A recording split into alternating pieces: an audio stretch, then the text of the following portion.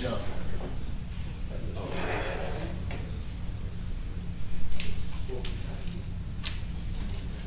How is everybody this evening? Good.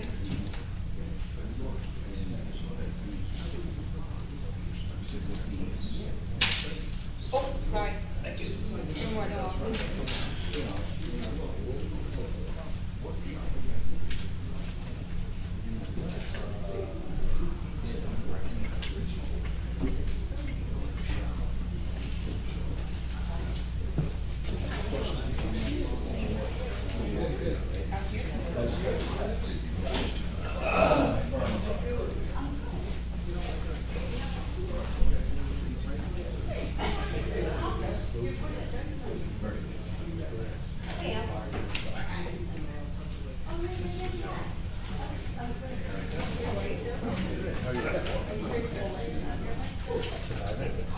Surviving.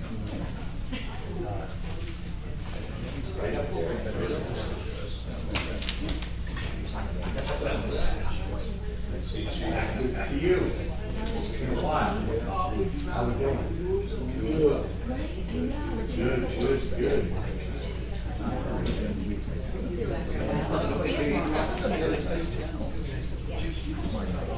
What do you got to tell me?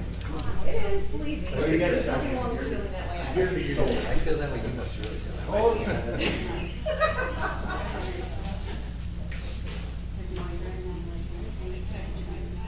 I like this.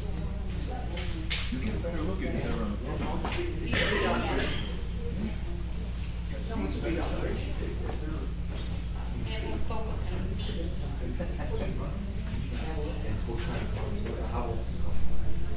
See, if I put my eyebrows, if I put the camera.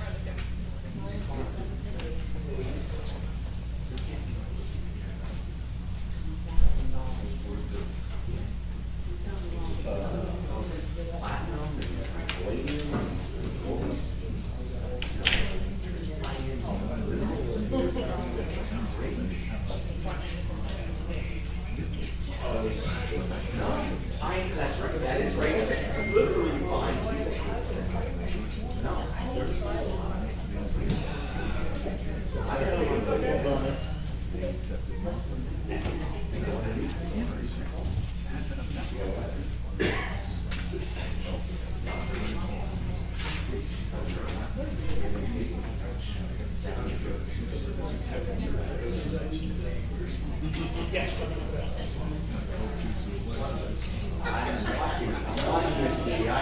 I know what to watch.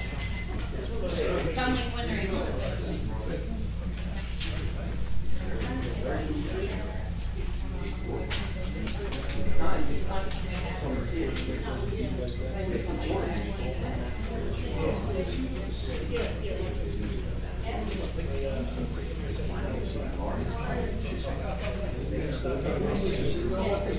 Well, I'll keep playing about it.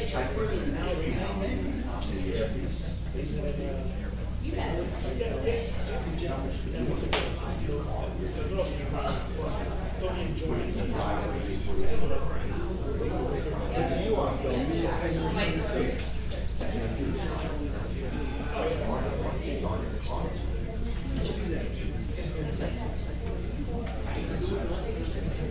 Around the bar. No, I'm not gonna say no. Around the columns. They're looking for like this.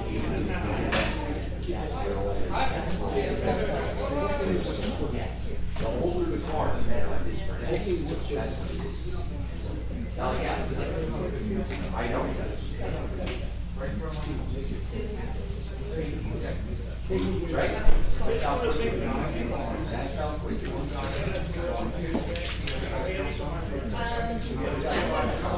There's three guys.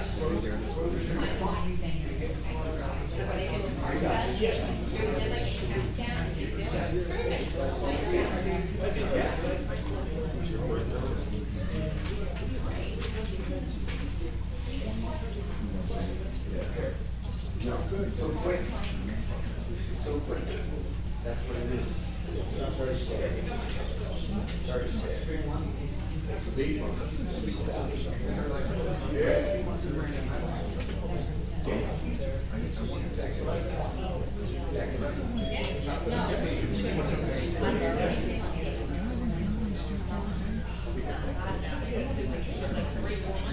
He said yes. I do it.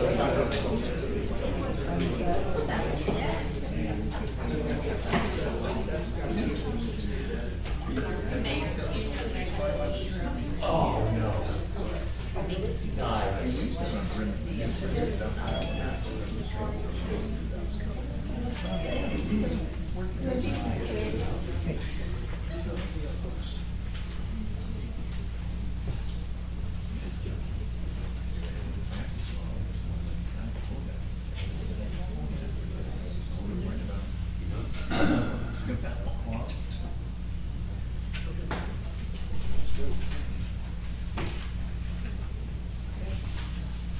Okay, good evening, everybody. I'll start the order. Pledge allegiance.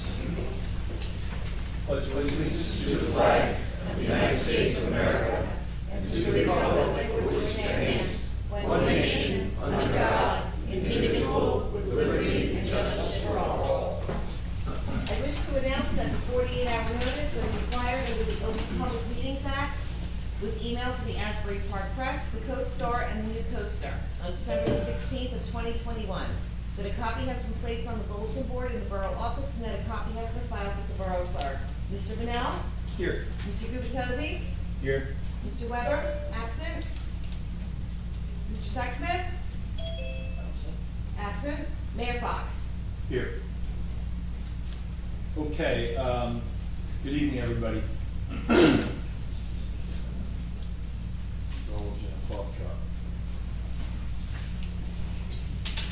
We have a number of topics to address, in some cases complete tonight. We have one workshop discussion tonight, that's on the community center referendum language. There are two introductions for ordinances tonight, Fletcher Lake Commission bylaws. And on chapter 286, we have no ordinances for adoption tonight. So, we don't have Mr. Cannon here, but I know, I did speak to him a while ago, he's probably on the way, so we can just get started with the workshop on the Lorraine, the referendum workshop language. I wish that he was here, because he wrote the language. But I can start the discussion.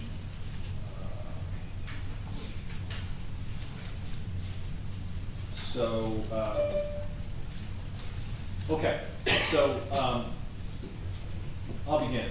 So I started working on this project in February 2021. It was my second month in office.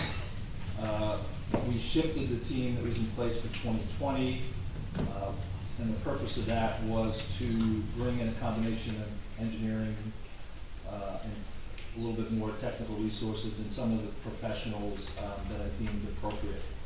We did utilize T&M engineering and ultimately DIG architectural later in the year, more towards the middle of the year.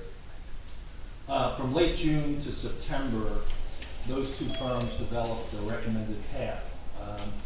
They detailed that and then made a proposal in September, late September of 2021, which was passed 5-0 by this council. Business Administrator Humphrey advertised, interviewed, and recruited 5 unbiased resident volunteers to participate at the professional's request. So that program committee met in late 2021. They had 6 meetings, pretty extensive meetings. Council members rotated attendance to that, and I think attended all but one meeting. The business administrator and I did attend those meetings, although we were not there as full participants, just to really answer clarifying questions. From early 2022, we started getting deliverables from DIG and T&M.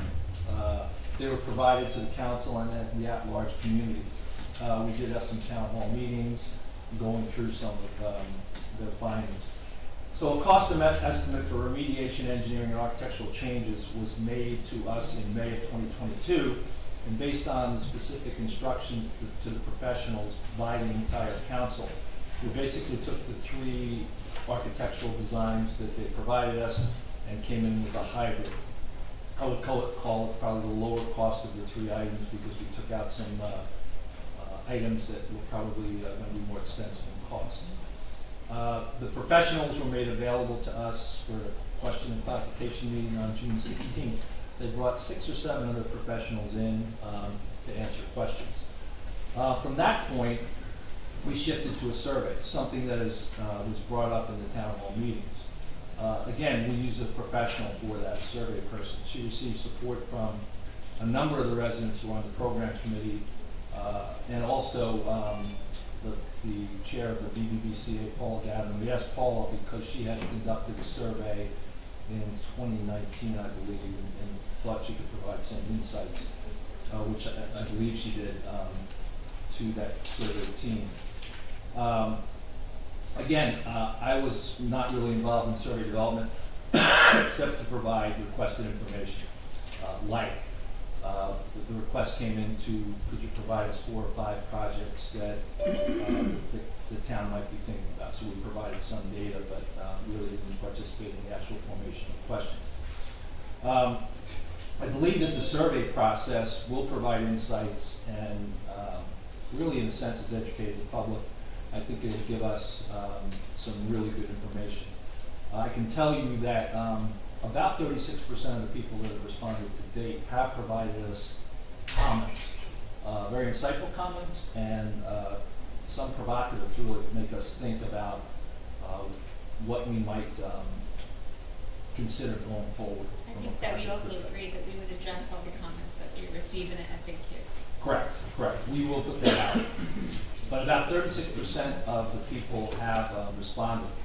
I think the count that I had a couple hours ago was about 700 and, I want to say 730 or 740 people have responded to the survey today.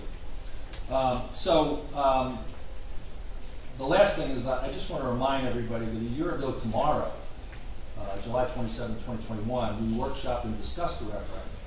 But at the next council meeting, a number of council members felt the cost estimate was essential, so we tabled the referendum idea. So here we are. We do have that cost estimate. The referendum question, from my perspective, like the survey, was handled independently by the borough attorney who just joined us, Greg Cannon. It's my recommendation that we don't change it significantly. Just as the process we've gone through, we've tried to keep thumbs off the scale, make it a fairly objective process. So my view would be not to make a lot of change to that. We painstakingly tried to do that, and I think we've achieved that to date. So that's kind of my opening comments on this. The language of the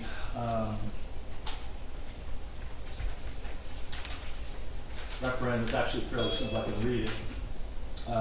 It's basically 3 statements. The first statement is, should the Borough of Bradley Beach renovate its borough-owned real property and current vacant structure located at 319 Lorraine Avenue, Block 41, Lot 1, in order to create a municipal community center at an estimated cost of between X and Y? You have to decide what that is. Statement 2. Voting yes means you want the borough to take the necessary steps to renovate the public property and vacant structure located at 319 Lorraine Avenue, Block 41, Lot 1, in order to create a municipal community center at an estimated cost of between X, Y. And then voting no, well, this is the last statement, means you do not want the borough to take the necessary steps to renovate the public property and vacate the structure located at 319 Lorraine Avenue, Block 41, Lot 1, in order to create a municipal community center at an estimated cost between X and Y. So that's the 3 statements. Referendums tend to be, you try to be pretty simple, pretty clear, which I think these are. It's basically saying the question is should we, and the question is yes or no. So with that, I'll turn it over to the other councilman. I don't have any comments right now. Okay. Councilman Butoki. Yes, so thank you, Mr. Mayor, for that summary. I actually, for the most part, agree. I think we should keep it simple. I think the way our attorney has laid it out is as straightforward as she can get. It's like vote yes for community center at this cost, or B, vote no for the community center at this cost. It's very generic. and just for the benefit of the public, my first reaction to that generic language was, well, shouldn't there be some wording in here that provides the pros and the cons? Like, you know, pros would be X, and then in the no, the cons would be Y. And perhaps others out there would say the same, whether you think there are pros, you know, if you're in favor of this project, or if there are cons. Either side would probably want the first reaction, some of those enumerated. And as I thought about that, I thought, boy, that really starts to take us out of the world of objective, you know, facts and into, you know, biases on both sides. So the only question I have, I think the wording makes a lot of sense. And the only question I have is, as the mayor identified to everyone, there's a language at the very end of that paragraph that says, at a cost between X and Y. And the one thing that just concerns me from the public's perspective, and I'd like to at least test this with the rest of the council, is when you throw out big numbers, whether it's 5 million or 10 million or 15 million, I'm not sure most of our residents, everyone knows it's a big number, but most people have asked me at least, well, what does that mean to me? You know, what's the cost to me? And of course, the answer is going to be different based upon the value of your home, or if you even own a home. But I was wondering if the council could consider, for purposes of only pointing out the cost to the voters, if we could translate that, you know, work with an engineer or something, translate that to the monthly cost of a bond. If we were to say, bond this at X dollars, bond this at, I know Councilman Bonnell has said the number that is probably more appropriate is much different. I don't want to throw out numbers and incite a riot here, because I know there are very strong believers on both sides. But some have suggested, Councilman Bonnell with a lot of construction expertise, has said, well, we don't need to do all this, it should be a lower number. I know our engineers have given us a good sized number. Most of you have probably heard that number. It's a big, nice round number. But I'm just wondering, can we take a couple of these numbers for the low and the high end and just divide them by number of households, by what we would bond over 30 or 40 years, and say it's $20 per household per month, you know, on low end and high end, rather than throw out big numbers, 6 million, 10 million, 20 million. I don't know, Mr. Mayor, Councilman Bonnell, if you guys have a bias one way or the other, but it feels like that would be more meaningful for the public. Well, I know the survey,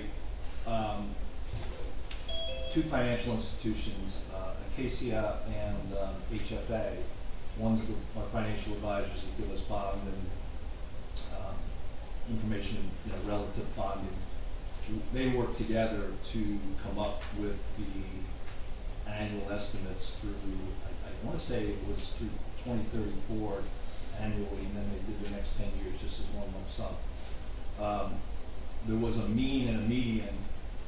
Median being if you took the 1,900 homes and got to the whatever 1,900 divided by 2 is, that's the number which I think was I want to say $780,000.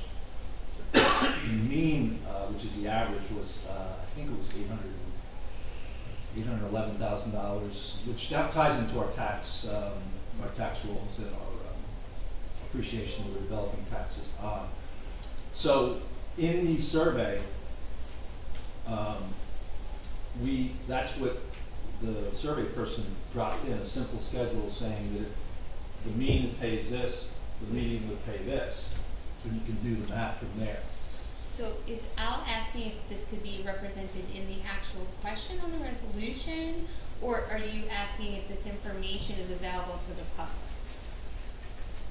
I'd like it to be available to the public, but I was asking. It is in our link to the survey, but would you like to have it? I would, again, I think it makes sense for the public to present it as either a monthly or annual amount, amortized over 30 Right, or 40 and you- years. I actually I didn't review the cost estimates. That's my tax X, that's his job. Mhm. But so it's expressed as a gross cost, but obviously there's a financing cost, which apparently was calculated. You could translate that finance cost, the way you individualize it to any taxpayer is we have two measures when we tell them about the taxes, the gross levy or the rate. So you could translate that gross cost or the range of gross costs to a tax rate, what the increase on the tax rate would be. And then that anyone can take their assessment and individualize it themselves. So that's how you would express it, I think, if you're gonna put it in the question. Or, which translates to a tax delta of whatever, between Yeah. X and Y. I want to keep it as simple as possible. Again, when somebody's standing in that voting booth, I just want them to understand as easily as possible what it means to them.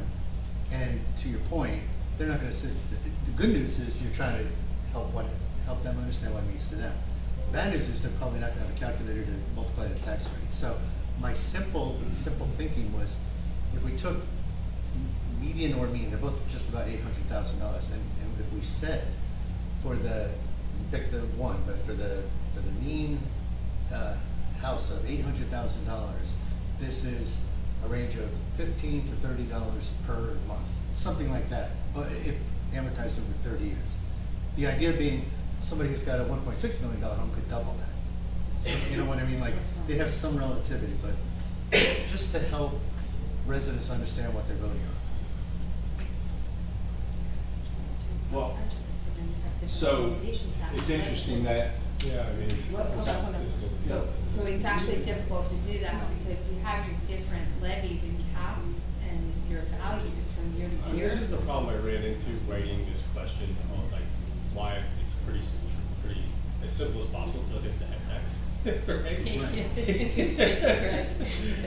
I mean, because, so it's modeled off of other referendums, which typically, like, so for example, and this is not to criticize the process you guys are going through, because actually I could tell you about other towns that I represent that have gone through a very long process to design public projects like this, and then decided at the end, after spending $500,000 with an architect, that they didn't want to do it, or it was too much money and stuff, or the voters turned out they didn't really want that much, and it grew to something different. So I think to get the sentiment at the beginning, like, again, I'm not being critical of the process, but most of the questions that are written in this context, like, they're already to cost specifications and like basic bid specifications. And the professional work's been done, and then they essentially put the question out to the public because it's a significant amount of money, like a project like this. And so most of the time, the governing body has been considering, like, are we gonna do this and spend this kind of money? They've actually already spent a lot of money, and the voters were like, what the hell are you doing? And then there's a referendum. So, you know, that's why it's modeled this way, because they usually, the estimated cost isn't XX, it's whatever the cost estimate was, or the 3 bids that were received, the lowest responsible bidders won, and they hold the bid open or something like that. So that was the difficulty I had writing this. You've obviously gotten to it right off the bat. And I've seen those financing written as an annual financing charge to the town of, or things like that, or the tax rate.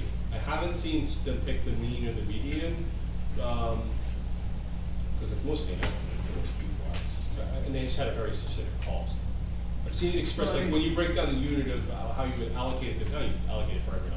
And maybe the difference is that it might not lie within the resolution, but within the communication through the website. You know, I mean, people should be informed before they go to the booth to vote, right? Like, it is on, the onus should really be on the person who's voting at the booth to look up the information and be ready to make that decision when they get into the booth. So I think that that would also put that on us, that we need to have that information out there and make that document clear on our website. So I do not disagree that the person should, every one of you out there should do your homework in advance. And the people in this room probably are the people who will do their homework in advance. But we've got another couple thousand voters. I don't know how many will turn out and actually vote, but even call it 1,000 voters. I'm afraid most of them will never go to the website, won't even know this question is going to be on the ballot until they So step in. I live in a different municipality in Monmouth County, and we do get referendum questions quite often. And we do get, with our sample ballot, you know, we get the information, and it does direct us to the website to get more information on the project. And at a minimum, we should do that. I'm not Oh, disagreeing. I absolutely agree with you. I understand, but I also don't want to put into looking at the bigger picture. On the smaller end, I absolutely agree with you. I would love to have that number. When I go to get gas in my car, I want to know if I have $30, do I have enough to go get gas? But in the long run, there's just so much to tie into that number that I don't wanna misrepresent ourselves to the public. So I'll give you the example, I'll give you how I made it, I'll give you the example that it's based on. So it said, the question in Milltown was, shall the Borough of Milltown expend the sum of $6,054,812 for the construction of a new firehouse at 116 South Main Street in accordance with plans prepared by RSC Architects, last revised December 21st, 2012. So they expect, like, because that one is just gross. That's the one I modeled it after. But I had seen other ones that broke that down into the annual financing cost that we incorporated into the municipal budget. I did not see, and I saw one for a fire district that I'll never remember being able to pull up at this moment, where they expressed it as an increase in the fire tax rate. So like it was, shall we buy the fire engine at X cost, this will entail an increase of X in your fire tax, for their election. I just think, again, we're trying to make it as clear as we can for the voters. I'm not arguing what number we should use. I'm not saying it's too high, it's too low, it's just right. There'd be a range. To me, you're mentioning a lot of variables. To me, it's the assessed values of the borough. We know what that is. I don't know how many 100 million, but we know the number. We know how many residential properties, 1,800 or so residential properties.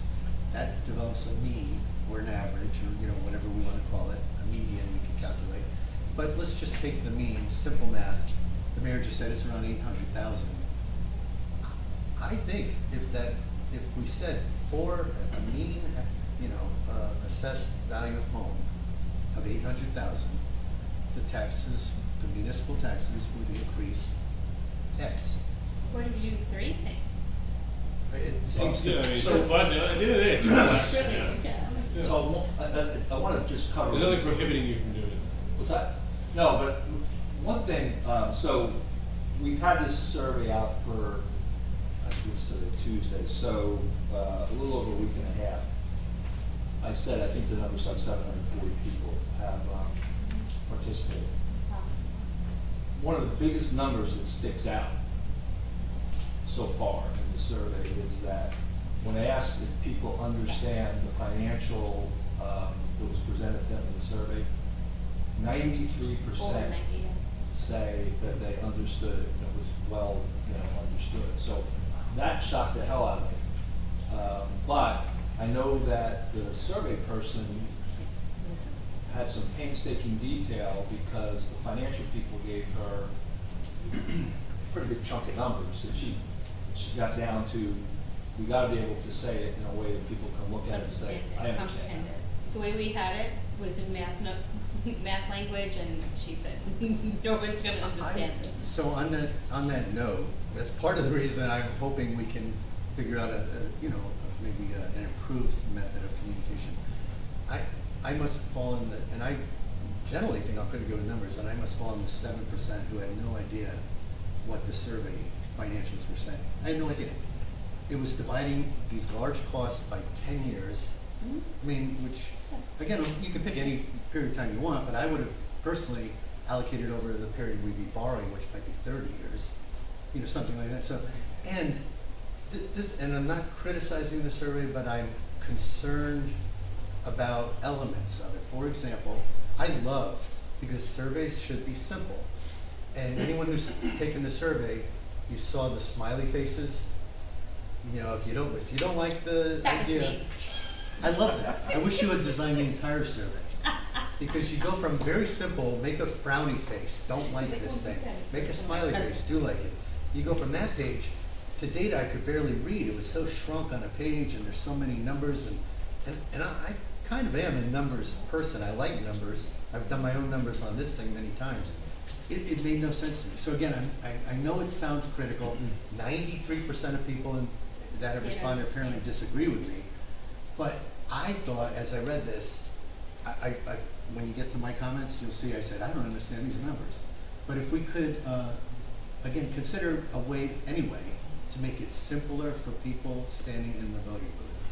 I just think that's admirable. I'm not arguing to make it lower or higher, just convert it in a way that, we've had town hall meetings, I should say, where people have said, people in the audience, I don't know if all of you out there right now, if I asked, and I'm not going to, but if I did ask for a show of hands, what's $10 million mean to you in terms of your taxes? 10 million is the number that everybody says. I've heard people say $60. Everybody asks. At one point, Councilman Bonnell gave some numbers in a town hall, and I'm not sanctioning his numbers at all, but he was doing 20-year, 30 or 40-year amortization. And people in the audience said, what were those numbers again that Councilman Bonnell gave us? That's what we want to know. So again, I'm not sanctioning Councilman Bonnell's actual numbers, but I am.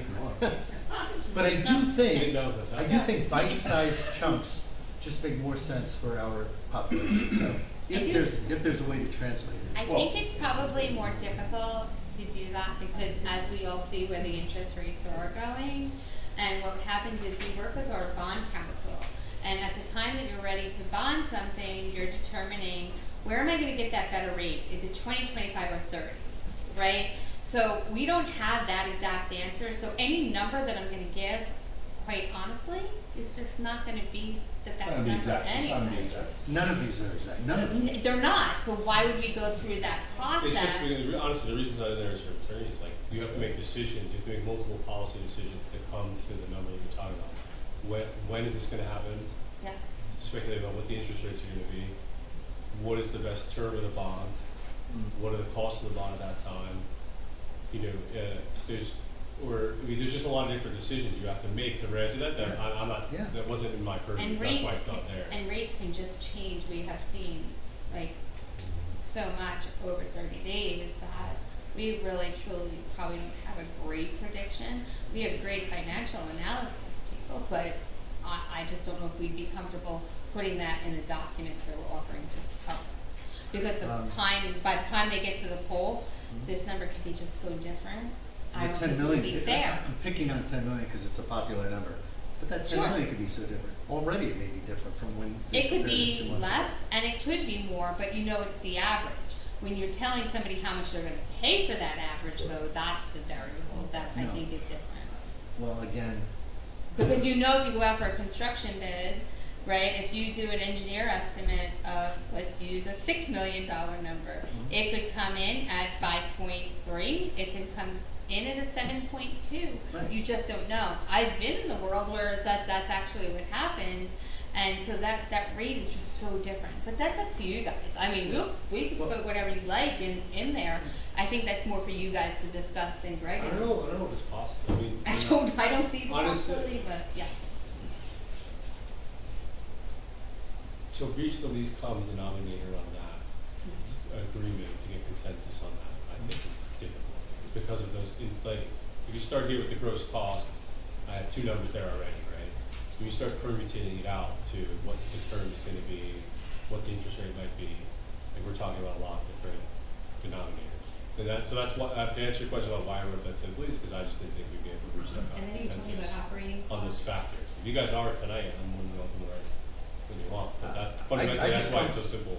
I just come from a world where we're always forced to simplify and to take very sophisticated financial data and simplify it for our audience. And the audience typically, I'm not speaking for folks here tonight, but in general, the audience trusts the professionals. And if our engineers say, well, the interest rates we assume would be between, I'm making up numbers, 2.5% and 4.5%, that might, you know, and we would, and if we were to bond, we would bond over 30 years, and we would bond for 10 million, you know, pick numbers.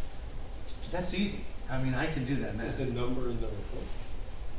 What's that? Is the number in that report that you have? Like, is the annual financing cost? You can calculate it. Well, the financial analysis that was done has principal and interest payments over a period of time. All that detail's there, maintenance, staffing, everything. I kind of go back to, Well, it doesn't detail anything, it just, it not references those, it doesn't detail, there's no detail.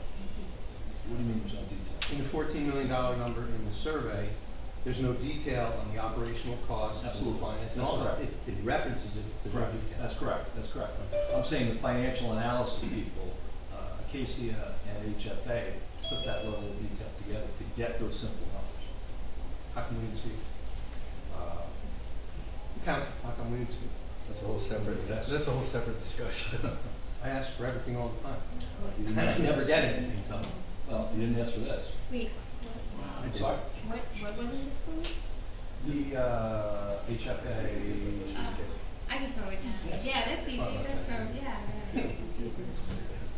So I guess where I'm at on this is, I think we should do, part of what this whole survey was supposed to do, which I think it did, was it created an educational process for people, it informed them, and they responded.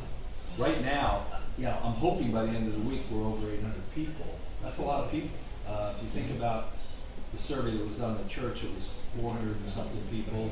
The strategic plan survey was 400 and something people. And again, the number that shocked me most was 93%, because it's clearly the biggest number on the whole survey in terms of a number. People said, yeah, I understand it. So I think educating people between now and November, we continue to do that. Well, let me say this another way. What would we put on this survey? And to fill in Mr. Cannon's numbers. My recommendation would be between 10 and 10.5.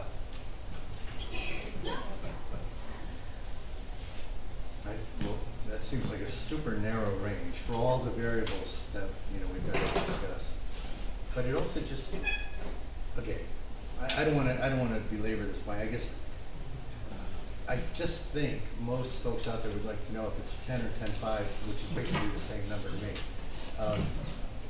What's it going to cost the average person, the mean house, the average house, the median house, whatever, monthly basis, annual basis for the next 30 years? And I think we can provide that to people. We can. But I don't think it belongs, my personal opinion is it doesn't belong in the referendum.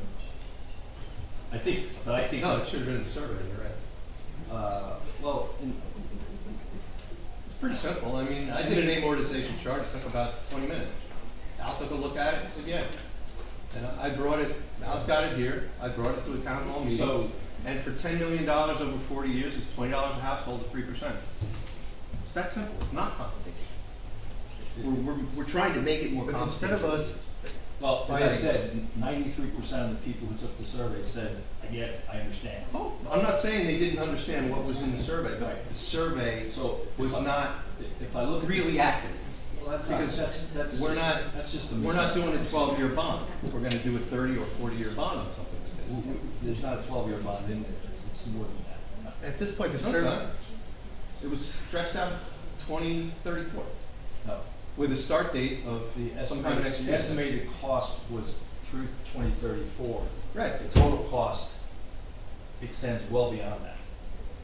I'm not talking about, but let's I'm just talking say, about the startup cost that was in the survey, which was $14 million, all in. That's not a startup cost. It was all in. It's not a startup cost. I'm sorry. Okay, you're right. The startup cost is the 10 million. Correct. Okay. And the startup cost with a 40-year bond at 3%, which is higher than what the rate is now, is roughly $20 a month per household on average. That was not published.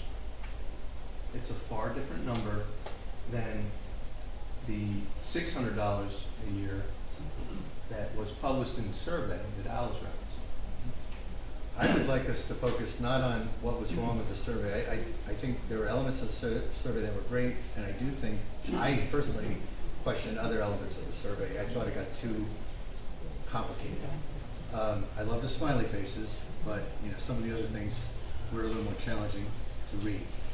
However, what I'd like us to focus on is what makes the most sense for our residents, the people who In the referendum. in the referendum will be sitting in, or standing in a booth voting. And if we tell them 10 million to 10 million 5, But, I don't know what that means Right. to people. so, That's if, the cost. I'm if in saying the, that's but the if in range the of revenue. survey, no, and listen, I'm truly neutral in this, totally, whatever you decide is fine. But if in the survey, if we have 93% of people that say that they understand the financials, why would we go into more specifics when over 7 people, Because the 700 financials people? that were presented are not accurate to what is actually going to happen. If we But that's presented not the true. game order, No, that's we- per your review, Randy, but this If- is per the professionals who are this is what they do for a living, they take the cost, and I was part of this as well.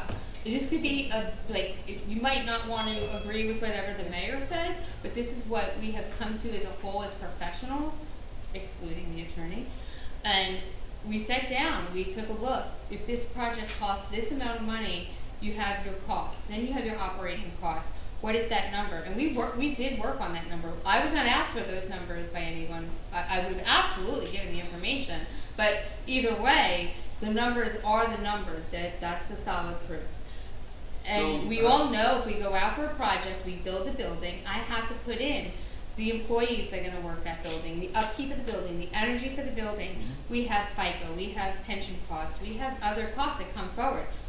Good, bad, or indifferent, those are just the reality of running a building. And we just took that into, everything into, it's the whole But only big over- number. Only till 2034. That's not correct.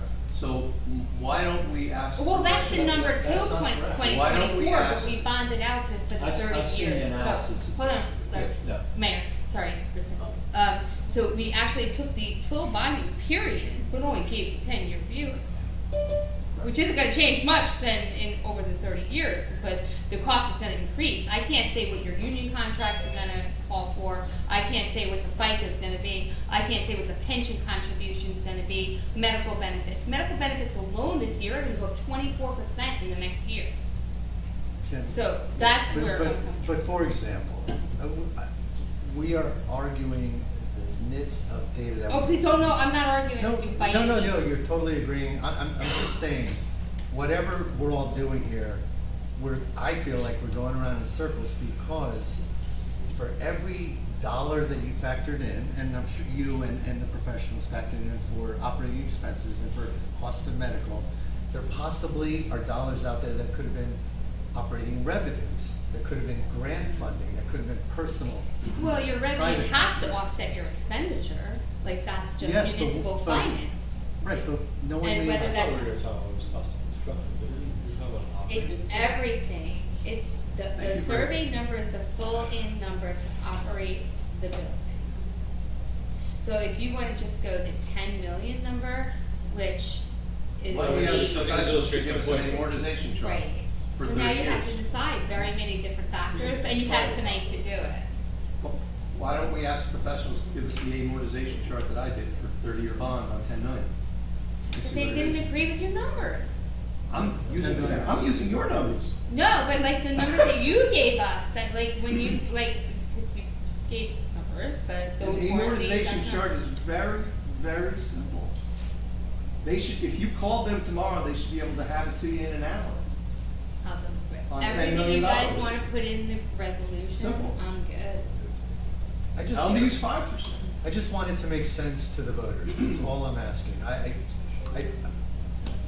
And this, again, 93% of the voters said they understood what was in it. And I'm not taking that away from anybody. They may have understood what they were given, but if they were given other information, they may have understood that too. We have a lot of smart people in the town, apparently 93% of them. Anyway, I think I would that, be more than happy to go over and do whatever it is that you'd like to do. We just have a deadline for the referendum, so if we can't come up with a decision tonight, we probably, it would be in our best interest. Do we have time to call a special meeting for the referendum wording? Well, I mean, we're into the derivatives of the number that's even presented in the example, right? if we have to use My 10 point is, million. can we agree on X and Y? I don't know. I was asking for X and Y being dollars per month or per year. X and Y, the mayor It's just suggested. not express it as a total cost at all? Again, I'm not trying to overcomplicate this. If you want to say it's gonna run, well, first of all, 10 to 10.5 seems like a very narrow. I might just pick 10,250,000 and give one number, but, I'm fine with that. yeah, I mean, I'm trying to work with the mayor. I'm just, and Larry, I'm not trying to disagree with anything other than simplicity. I did not like that survey. I am one of 7% who said I don't get these numbers. I think it was, yeah, it was. It was just complicated. Maybe everyone did get it. I'm not saying it was wrong. It was complicated. Well, all I can tell you is that the survey person took a page full of numbers from the financial people, and distilled it down I believe to it. something simple. I'm really trying not to criticize it. I'm hoping though, learning from it, we could just make it easier in the referendum. Easy, I mean, Well, do we wanna take the range out and just call the number 10,250? but can we do it with an amortization schedule so that whatever that translates to over 30 years, everybody knows it? I would suggest that we provide that to people between now and November, to every household. So what do you mean, like express it as like, as a finance amount? Yeah. So like I could, to give you the math, $10 million, it's 8% interest. Well, it wouldn't be. No, Okay, but- 6% interest? These are the variables that I'm talking about, right? I'm giving you a little Socratic lesson as No, well. but use market rates. I mean, whatever, you get our professionals to tell us. The financial people that did this, Well, I mean, you can't get a primary mortgage for less than 6% right now, right? So You can bond a lot less, 3%, 2.5, 3 right now. It's less than 3% right now. Bond, and I don't know what Monmouth County tends to be very competitive. I would suggest that we educate people further. Yeah, You could figure that number, but that's what I mean, you have to agree on an interest rate. yeah. But So isn't, there's financial a rating people, for the finance. right, the financial people did that. Okay. What did they use, do you know, Mr. Mayor? I think it was in the neighborhood of 3.5%. Okay, let's do that. Let's do It's 3.5%. 3.5%, that's great. It's high, it's conservative, but that's fine. Okay, but they did it. It's done. Let's use what they did. Okay. Let's use Yeah, what I they think did. that's in my Give us iPhone. a financial analysis. Yeah, I would prefer the financial experts that was. Yeah, yeah. That's what was in the survey. If they could, well, if they could amortize it over the life of the bond, let's say 30 years instead of 10. So again, I gotta be clear about this. The 10-year was just a representation of, over a 10-year period, this was what it would cost a homeowner. This thing goes well beyond 2034. Well, wasn't the number like $7,000, Mr. Mayor? That was the 10 years. So And that would be about $700 a year. Correct. And every number we come up with amortization schedules is like That's how $200 we a do year. it. Well, no, but Yeah. No, I'm just saying, it it is. includes maintenance, it includes staffing, it includes bond costs, Yeah. principal payment, all that. Does That's it? what's in the financial analysis, which we can provide. But it didn't It's not- include, no, but we're trying to be fair, right? What's unfair about a financial service? We have all the costs for maintenance and operations, and we have no cost for revenue generation. We have no offsetting costs. I mean, it's just, come up with a number that's reasonable. So this referendum is asking, do you want to renovate this facility at a cost of something? Okay, so how much are you looking to, if it was a $10 million project, how much are you looking to bond? How much are you putting as your down payment out of capital? You have to put 5%. Have to. You have to put half So of what's it. your number that you're putting down? I ran, Half just for $1 million. fun, I ran my numbers at 10 million, and if the mayor's right, it's 10.5, then we're covered. Okay. Then you have to, I mean, then you, but the commission point out, you find $525,000 in cash to take out that bond, Yeah. 10.5. So that's, A minimum that's, under so the that's bond. actually a cost on the taxpayer as well, because you have to fund that, so you have to include that. And that's what Casey and HIA did, they worked together to develop that. I'm trying so hard not to argue about the cost estimates. I want No, yeah. a simplified delivery of those cost estimates. The annual debt service charge to the town for the project? Just the debt Divided by the service, not resident, the by cost. yeah, by the. Well, there's no way to divide it by residents. You have By to. households. Well, you have, I mean, the way that the town expresses individualized charges is a tax rate. I mean, Yeah. that's the standard, right? But we come up with a mean average assessed value of a house, $800,000. You can calculate what the 10 million borrowing is, what percentage that applies to an $800,000 house. It is pretty straightforward math. But when you walk into the place and you want a $450,000 house, and you look at it, what do you do? Yeah, no, you look have at to it, do the you go, oh, my calculation, house right? is half that. Or if you walk in there and you have a $1.5 million house, My house is then you have twice to that. do math, right? So there's no way to not do math, which is why the town expresses it in terms of the tax rate. If you So you look can at- take the annual debt service charge to the town, and you can express that Right. as a tax rate of the current valuation, and you could express that in the question. But you have to put my point to you, Alice, Yeah. that you're gonna have a lot of qualifiers in there. Annual debt service charge to the town, tax rate, to the mean property owner at today's current valuation, right? Because it's 30 years. I wouldn't so- say tax rate, I would just say dollars, just dollars. Because we're gonna So bond. your dollars So in are- order to express it, the amount of money an $800,000 house is going Mhm. to have to pay, you're gonna have to take the annual debt service charge, divide it by the valuation, the current value, you have to pick a valuation, you pick a current valuation, which is gonna change 800,000. 30 years from now. Me, no, yeah, And no, then you're no, gonna no. get a tax rate, and you're gonna apply that to the 800,000, that's how you're gonna tell Yeah, them but the what they're gonna change, pay. okay. The And change that's only doesn't this matter. current year, it's gonna Once you change lock into a 23. bond amount and a fixed payment, a debt service Okay. every year, the valuation doesn't matter. I mean, That's not true. Yes, it is, because right now we assume that as our assessments go up, our tax rate goes down. I'm just saying the fixed amount is going to be the same, even if everybody's assessed values go way up, double, triple. And hopefully they do for everybody, and you all sell your homes one day and make millions of dollars. Okay, so I'll give you an example that The fixed numbers. Let's say you're trying to divide $1 million and tell a person in the town who owns an $800,000 house how much money they're gonna pay. How are you gonna figure that number? You have to No, know you the take tax the rate, tax rate, right? oh, yes, Right. but then you figure it, and you get, and I'm making this up, it's $10 a month. I'm making it I didn't do that. That's $10 a month for that $1 million home. And you, by the way, you're locked into $10 a month, the town is, the borough. Now, that $10 a month, 30 years from now, that home might be triple amount. Well, and I don't know what the rest of our taxes would do, but assuming every time the appreciation hits the house, we reduce the tax rate, which we've pretty consistently done, it's still $10 a month, no matter how you slice it, it's $10 a month for the next 30 years. For that $800,000 No, the house house is owner, it's very not. obviously, but it's, Indisputably not. That's my point, unless you say current value, that's what I'm talking about, qualifiers, right? You have to say, based on today's current valuation. yeah, yes, Right. I So, agree with that. I'm just saying that my point to you is only that the decision tree I put out for is like 5 qualifiers deep on the Okay. question, which is why it's not there. And I don't know how you guys want me to get there. I'm more than welcome to take whatever number you want out of wherever, but you have to include for the public how you got there. And my point to you only was that always goes through the tax rate, no matter how Why you don't slice it. I thought this was a really simple recommendation. It is really easy to calculate an amortization table if you make a 3% interest assumption, 3.5.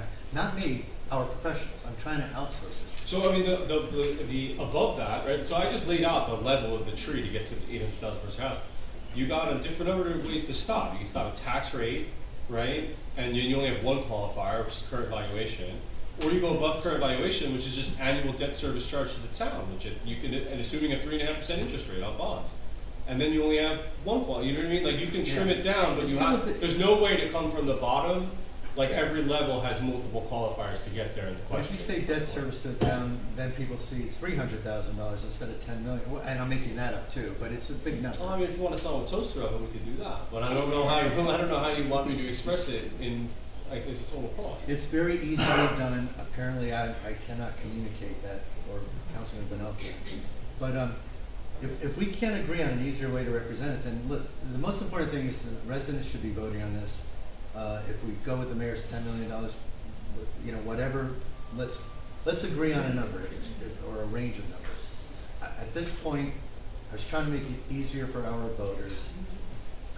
If I cannot get people to agree on making things easy, because we have, you know, too many variables that we're all afraid to make assumptions for, then let's just plug in 10 million, which itself is a guess. It's an estimate, it's not a guess. An estimate was developed by an engineering firm and an architectural restoration. You know what the industry term for that is? A guesstimate. Well, my term for it is an estimate. Okay. Larry, even the professionals said it's like 6.5 million, but all these other variables, let's make it 10. Absolutely, but it's, an estimate is not an exact number. All I'm saying is that I think we're trying to discount or minimize the amount of work the professionals did to No, derive an no. accurate number. Not at all. I was asking in the beginning, I'm still asking now. take the work the professionals did, don't discount one iota of it. Simply ask them to translate it into a bond at prevailing rates. What would the debt service be? We would lock into a bond. Now granted, the rate could change tomorrow, but just to give people a sense, you put it at 3%, 3.5%, whatever, and it comes out to a number, it's $24.50. I don't know, monthly, $240 a year, whatever.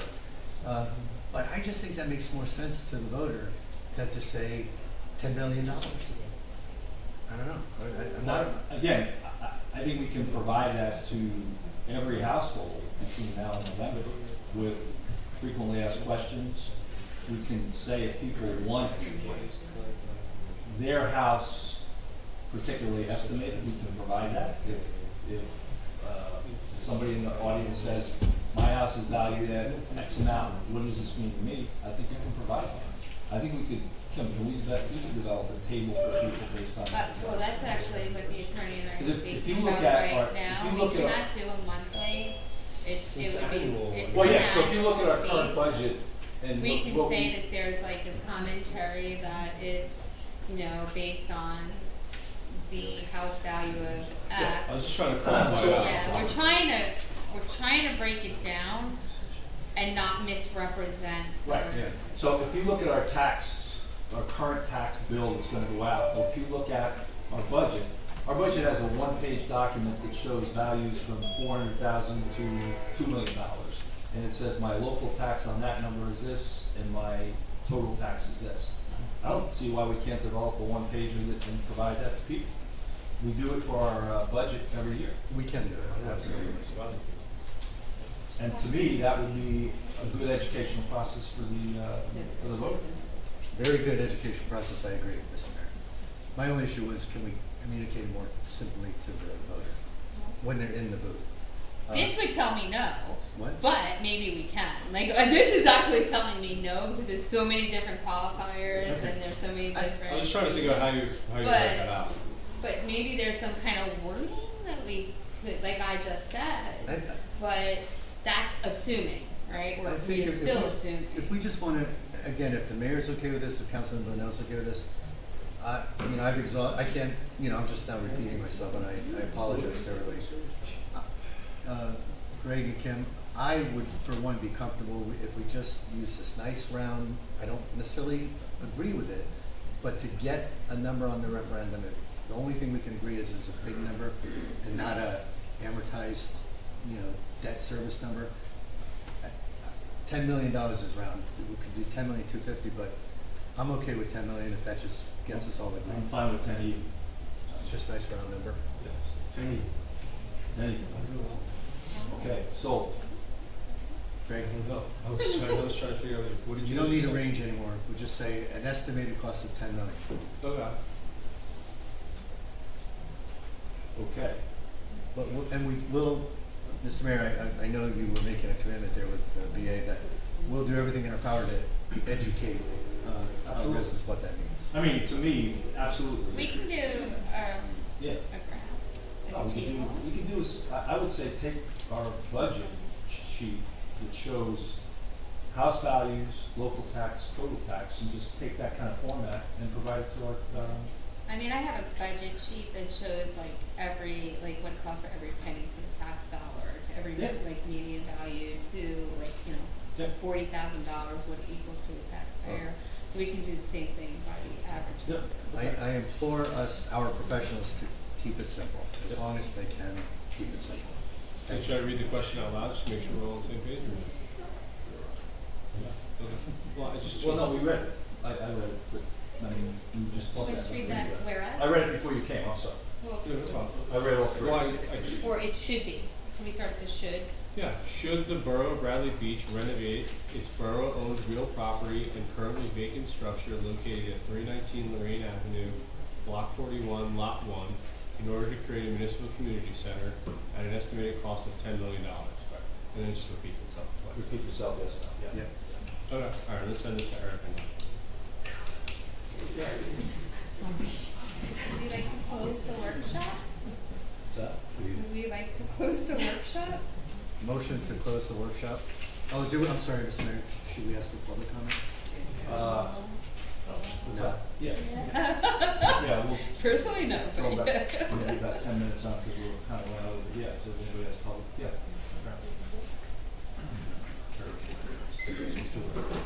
Terence Wright, 406 Madison. Conclusion of nearly an hour of rhetoric, I conclude that this town must have a lot of money. There must be a lot of people in town who are millionaires. Councilman Gubitosi keeps harping on the length of the bond, how much the bond, the tax, the rate of the bond. He wants to keep it simple. What's simple is the survey, which was an excellent survey. 93% agreed they knew what it was about. If you've got an $800,000 home, it's $700 a year tax increase. So if you've got That's not $1,600,000, true. you've got $1,600,000, it's $1,400 a year. That right there should stop any discussion of a referendum or the survey. It should be no. I don't want to pay $700 a year, and my home's estimated worth more than that, so I'll be close to $1,000 tax increase. It's an absolute ridiculous. That's an incorrect number. Yeah, because you want to spread it over 40 years and make it $20 a 30 month. years. It doesn't come out that way. That's how you bond, Terrence. I know, don't lecture me on bonding. I'll run rings We around would your bond. math, and you're supposedly a CPA, which I don't even buy that. Okay, let's just. Anyway, my point is this, you can throw numbers around all night long, and these people, the little minions here, can give their opinions later. I've got the floor right now. These numbers are ridiculous. If you don't understand that survey, then you shouldn't even vote on the referendum. When you go in, you better have your numbers right and have your opinions right. You don't want to say, oh, what's this about? Should I vote yes or no? I've done my homework, I've been to the meetings, I've heard the numbers, and the professionals have come out with the right numbers. It's a big increase for a community center that probably 80%, I would say, out of the 100 surveyed don't want to do it. But we're going to sit here and just keep trying to play with words and, mess around with the numbers. I know what the numbers are. I am very good at math. Thank you very much. You don't have to tell me about bonding. Mr. Burnell told me at a meeting months ago, there's going to be $6, $8, $10 million job. And now you're worried about it going 10 to something. You should be happy with the 10 because it's probably going to be more like 14 or 15. And when you start adding in the extra expenses of running the building, heating the building, managing the building, landscaping, you're going to come out at a loss. It's not going to be any revenue to offset that. It's going to be a loss. So I think if anyone here knows anything about numbers, it should be no right now. Thank you. Yes.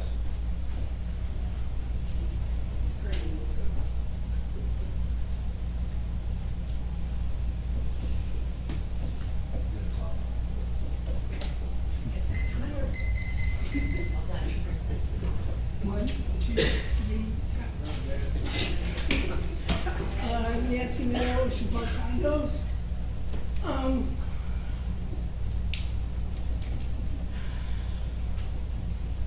The purpose of a survey is not to educate, it is to gather information. So already I take issue with what has been said here this evening. In addition, the survey is not closed to give out data that has already been obtained, already skews, and in my opinion, makes the survey invalid. I think you're rushing into this because you just want it on the November ballot. I would think a project of this size should not be rushed. And what I care more about than the money issues that went back and forth, because whenever there's zeros, I just space out, is the scope of the project. And the word renovate has lots of different interpretations. And we have gone from 3 drawings to merged into 1 drawing to many people have said, we don't even want this. We want to keep the floor the way it is. We don't want to lose our status. We want to do the minimum so it can just be safe and we can use it. And yet, once again, that's ignored. There's a difference between the taxpayers and numbers of them and voters that are here in November, let alone voters that show up. So really, you're excluding quite the majority of our population and the people that would pay for this. And then it does come down to, it's the notification of the survey on the website homepage did not appear until maybe 5-7 days after the survey went out. That certainly was not very respectful of the people you wanted to vote. I have a postcard that tells me it included options. It included options of projects, not options for this particular project. And then too, posted on the website, it says, and I'm quoting, "The Mayor Engelstadt and current Borough Council members that the church was purchased in 2020 by them. I do not believe that you own the church. I believe that it is the people that own this property." So why would I even, you said it was a matter of trust and trust of professionals. There is zero trust from me. Thank you for your time. Thank you. How many seconds do I have left? You can carry him over to the end. How stupid do you think I am?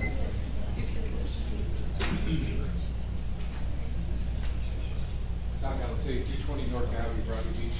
Just a couple quick questions. Number one, you put the survey out last week, right? Or about 10 days ago? Okay. Who looks at that survey? Just mayor council or? No, I haven't so, seen it. so. No, actually, So I. who's in charge of it? So, No tampering? no, I've seen it, no, yeah. Oh, no, there's no, we don't have actually So access you're to the, basically, okay, you just get numbers. we don't have access, I only can get the statistics that are available Okay. at a live. So, I asked that question today of the survey person, and said, okay, July 31st is next Monday. Could you give me a schedule of when you do your analysis and what you're gonna present to the public? So, she owes me that answer. First thing she has to do, and she did tell me this a week ago, is she basically will take this chunk of data, download it, and then just look at the data, just assess the data. Is there a cutoff date for the survey? Next month. Next Monday?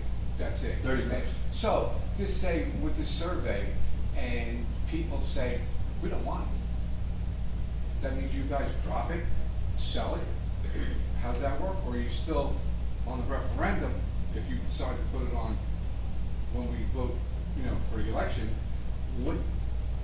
what's your cutoff date that you can't put that onto the voting box? Eric, Public- okay, it's a public in other question. words, you wanna know what's the cutoff date in order August to get on the 16th. ballot. It's August August, I have to 16th. have that to the county no later than August 19th. So They you'll will know in defer it about as a soon as week or possible. so that whether this project might go on or not, because we can sit I there and hope listen to that by everybody next for a couple Friday, hours. I hope by next Friday she's got it together. She hasn't responded to me, so I don't know the answer to that. No, because But I hope- just think that we're going through a whole lot of, commotion here, and this thing might get shut down, because I know a lot of people in town, and they're not happy about it, you know what I mean? So, whether it costs $1 million or $5 million. We keep talking about spending money, well, you know what? Fix the damn sewers. That's what we need, if you can spend $10 million. I mean, the church, it's there, it's existed, people have different feelings on it, and I have no problem with that, on their feelings. But I think that the survey should tell right away if we should have this on the ballot. Because if it don't, then I think we should drop it and take the next steps in what direction that we want to go. Thank you. Thank you. Yes.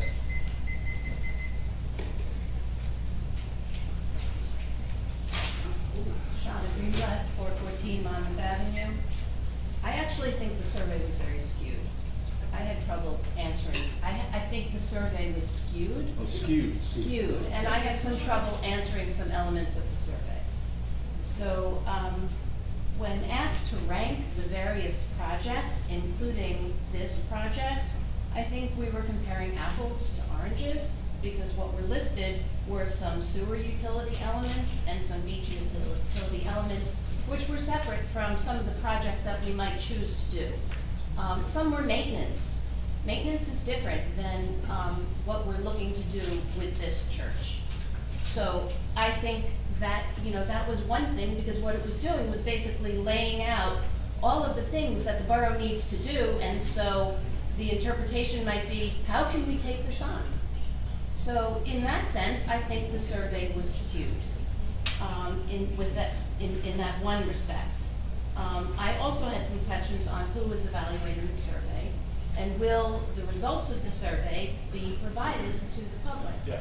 Will the results of the one opportunity to make comments for someone to actually express how they feel, will all of that in its totality be It'll be a provided public to the residents? And there's another statistic, of the 700, whatever it is, people, about 36% took the time to comment, which I thought was very good. And there's Please know that these projects that were mentioned, this was actually more of input that we just wanted from the public to see what projects, so we know going forward how they rate. The funding source is not the mechanism for that I part of don't the think it was survey. fair And I to understand, list it and that I way, respect what honestly. you're saying. Because I truly feel that, and I know this conversation is taking up the 5 minutes I'm allotted to, but I appreciate your response, but I truly feel that it's just not fair to make that comparison, because there are some maintenance issues that we must deal with within the borough. It's not really a question, do we, deal with some of these beachfront issues that we have to deal with, the sinkhole, and some other elements, or the sewer. I mean, these are things that we have to do. Prospectively, I feel as though any capital funding project is the responsibility. I want to hear from the public, and that's my job in the survey. Okay, well, I do think that relative to the church, about the church, that this skewed the survey, because it fed fodder to all of the people who feel that we're not in a position to take on such an expenditure. So then the other concern that I had in the survey was the question was associating the $10 million figure to it. Because that $10 million estimate, guesstimate, whatever you want to call it, is really based on what was called a blue sky perspective of how to renovate this building. Who said it was a blue sky? I believe that if you look at all of the proposals, all of the details and the drawings, there are some things that perhaps we don't need to do. There's a scaled back version of The this. professionals said that this was a blue sky? That's what, well, there were no other options. There were no other options. When I go to build a home, I consider the amount of money that I have to spend and the amount of money that I choose to spend. And so I pare back on certain things. I make choices. And I think there's an opportunity to do that with this church. So when asked the question, am I in favor of renovating this church? Of course, in that question includes at a cost of $10 million, my answer might be no. Am I in favor of restoring this church? I very strongly am in favor of it. I think it's really an important historical landmark in this borough, and it would speak volumes to how we recognize the importance of history as a borough. So I think that $10 million figure is going to kill the project. And number one, how can we make a decision based on the survey when the survey went out not only to taxpayers and voters, but also to people who are not voting, people who are paying rent within the borough. So people who pay rent vote. people who pay, Vote. right, renters vote, Right. right, but The people. referendum is not the actual question. The survey is just for us to get information. The survey is for us to get information. We cannot, as far as I'm concerned, my perspective on a skewed survey, come up with a decision to kill the project based on the survey. So, because I think some of those things are misleading, and I just want to jump in. Can you give her an additional? Thank you. So, a couple of recommendations on the actual referendum. So, I'm really confused in terms of the numbers, the annual cost to a taxpayer at $800,000, the disparity between what the BA is saying and what the council is saying. So I think we really need those numbers. I think it's very important. Those kinds of numbers, real numbers, are provided when you make decisions on things. And I think those kinds of numbers have come up with other large expenditures to give an estimate. And yes, based on an $800,000 home, with a general idea range of where, you can even give a low range and a high range of where the rates might be, to give it. And I guess my other question is, if there's a referendum question, is there an interpretive statement that's a part of it, like some of those other questions that we get on the ballot? is there an opportunity to put in an interpretive statement what it all may mean? And the fact that this doesn't even include grants, it doesn't include donations. We don't have any awards, so you're not able to take that into consideration at the moment. At the moment, but down the road, we may Well, find. what grants are available? I'm sorry? What grants? Tell me. I'm guessing that there are grant opportunities out there. There are, but they vary. You can get a grant for $100, $10,000. Right, I And know then that, it's but the probably possibility, I limited think it's value. important to mention that there may be grants available. I think that's very important, because when somebody sees a $10 million figure, they have absolutely no idea that there are some ways to mitigate that figure. Okay. And I think that's really important information for people to know. And I might suggest that if there's an opportunity for an interpretive statement, don't have everyone struggling on the borough website, which is convoluted. I apologize to say that, but it's not Oh, I easy to agree. navigate your way around. It wasn't easy before, it's still not easy. I would highly suggest some meetings within the borough to have some of those discussions, not just an FAQ, but a real meeting so people can really understand and get information. But I do believe that if you put this referendum, $10 million, I think it's not going to pass. Okay, thank you. And that would be really unfortunate for us. Thank you. Anyone else? Yes. Thomas J. Deland, 612 Third Avenue. I do agree with former Councilman Delasay's comments. Like, this survey has been a mess. Let's just have the referendum. We have over 2,000 registered voters. They vote on the school budget. They vote on the budget. Let's just get it done. And I appreciate you working together to choose the number. I would like to say not to exceed 10 million. That would be my wording. But I'm happy that you all came to an agreement on that. I do feel, Mayor, with you spewing these numbers. I'm sorry? With you spewing these numbers from the survey, it appears to me that, your thumb is all over the scale. No. I mean, you're using these numbers here that no other person, no other councilman has access to. I mean, you are tilting the scale, it's obviously. And as we were told, the professionals were doing the survey. I'm as upset about the numbers. I mean, to have Main Street in there, I paid for Main Street in 1997. I should get a 40-year lifespan out of that. To throw these numbers, you may have wanted the information, but it scares the public. And it's really simply not fair. So, you said to the newspaper you're looking for 1,000. You were hoping to get 1,000 people. Now today you said 800. I mean, let's just have it on the vote, and we'll have over 2,000 people vote. But it's worth it, and I think that the comments tonight have been amazing about just renovating the structure. And blue sky was mentioned by the people on the committee. They were told, think blue sky, and that's what they did, and that's why the number's so high. I'll address that when you're done. Please.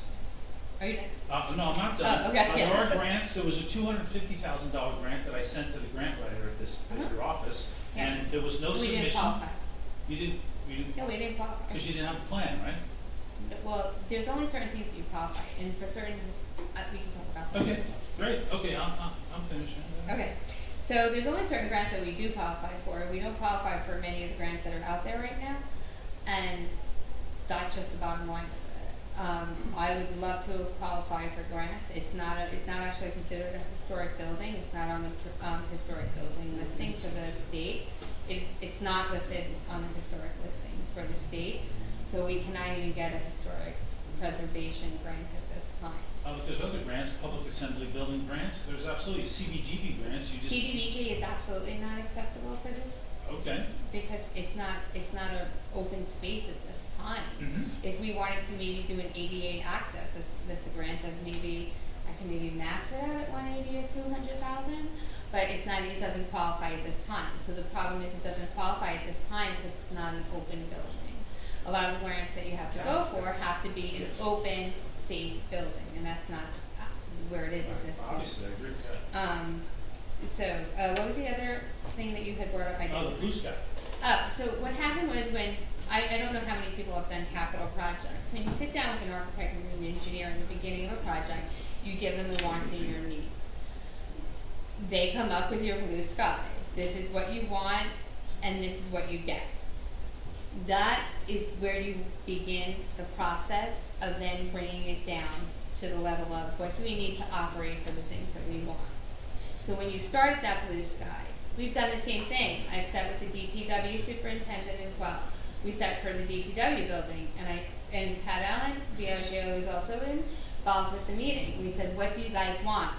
And they came up with the different wants and the different needs. And then you come up with the project and you look at the numbers and you look at the space that you need, and it doesn't work. So then you bring it down. And that's over that 2-month process, that's what happened with the committee. The number didn't go down. It did. No, it did. It did, actually. And just for the record, a lot of people are complaining on my Facebook page that the owl is not picking up the council or the mayor. So, verify that for the next part of the meeting. Why is it working? Thank you. It's working. You're right, it's working. It's what? It's working. No. Okay. Yes. We'll wrap it up. Very quickly, Anthony Gamel from Lake Terrace. With the numbers, just to run it out to you, I think I should have done this before, so forgive me. The number was $10 million, correct? The renovation. Close enough. To renovate the building, $10 million. And the mayor was kind enough to provide us with a number of households. And that was 1941, according to my memory. Is that right? 1931. 1931, okay, well, off by 10. So what I did, Mr. Mayor and Council, is I divided the 10 million by the 1941, and I got $5,100 per household. This church renovation is going to cost each household $5,000. I just did the math on my phone. I had to turn my phone off because my wife was texting me about the Yankee game. They're ahead 2-0. But in addition to that cost of $5,000 per household, what's fascinating is we're going to lose $250,000 in additional revenues where we just flip the property and get the income from the tax revenue, and we would lose $2 million if we flip the property and the borough gained the $2 million in profit because we paid $1.2 million or roughly one. And we would probably, it's estimated that that property is worth $3 million. So all I'm just saying is, I don't want to pay $5,000 more over the next 10 years in taxes. That's it. Thank you. Okay, we're going to close and go back to the regular meeting. Okay. I'm sorry, Mr. Mayor, should we check? I don't see anybody raising their hands. No, they're all right. That way hand is not up. Just so you know. Okay, numbers. On the agenda, number 6, presentation and bids, there are none. Number 7, approval of minutes. I'll make a motion to approve the July 8, 2020 budget amendment and special meetings. I think he recused himself from that. He told me he was not coming Right, to the discussion. Is he here or? I don't know, I didn't know if he was going to contact him.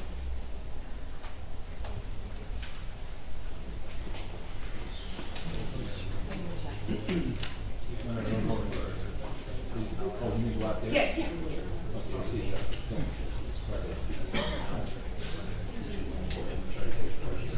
Excuse me.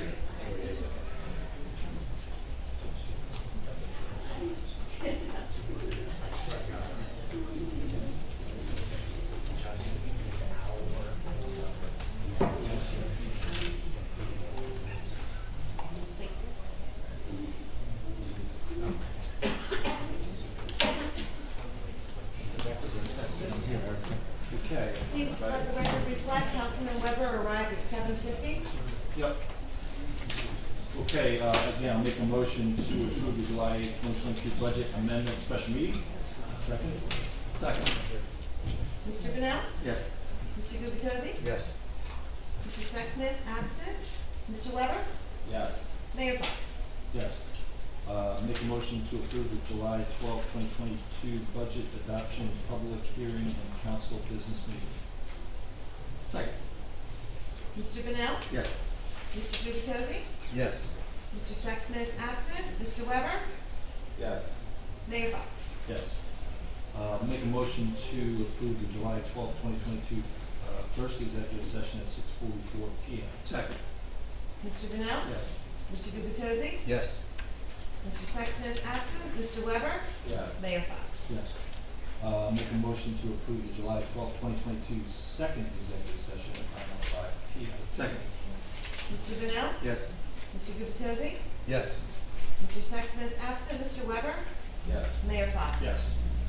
Okay, we'll now move to agenda item 8, public comments, questions, private, limited, and single instance speak per participant. And if there, I don't think there's any public emails at this point, so if anybody has questions on the agenda or comments. Yes. Thomas J. Cohen, 612 Third Avenue. I would like to address Resolution 2022-202. It's actually not worded correctly, I don't believe, Mr. Cannon, because the documents were actually released by Judge Thornton on April 5th as part of the other case. And so I believe it should really be worded a little bit differently.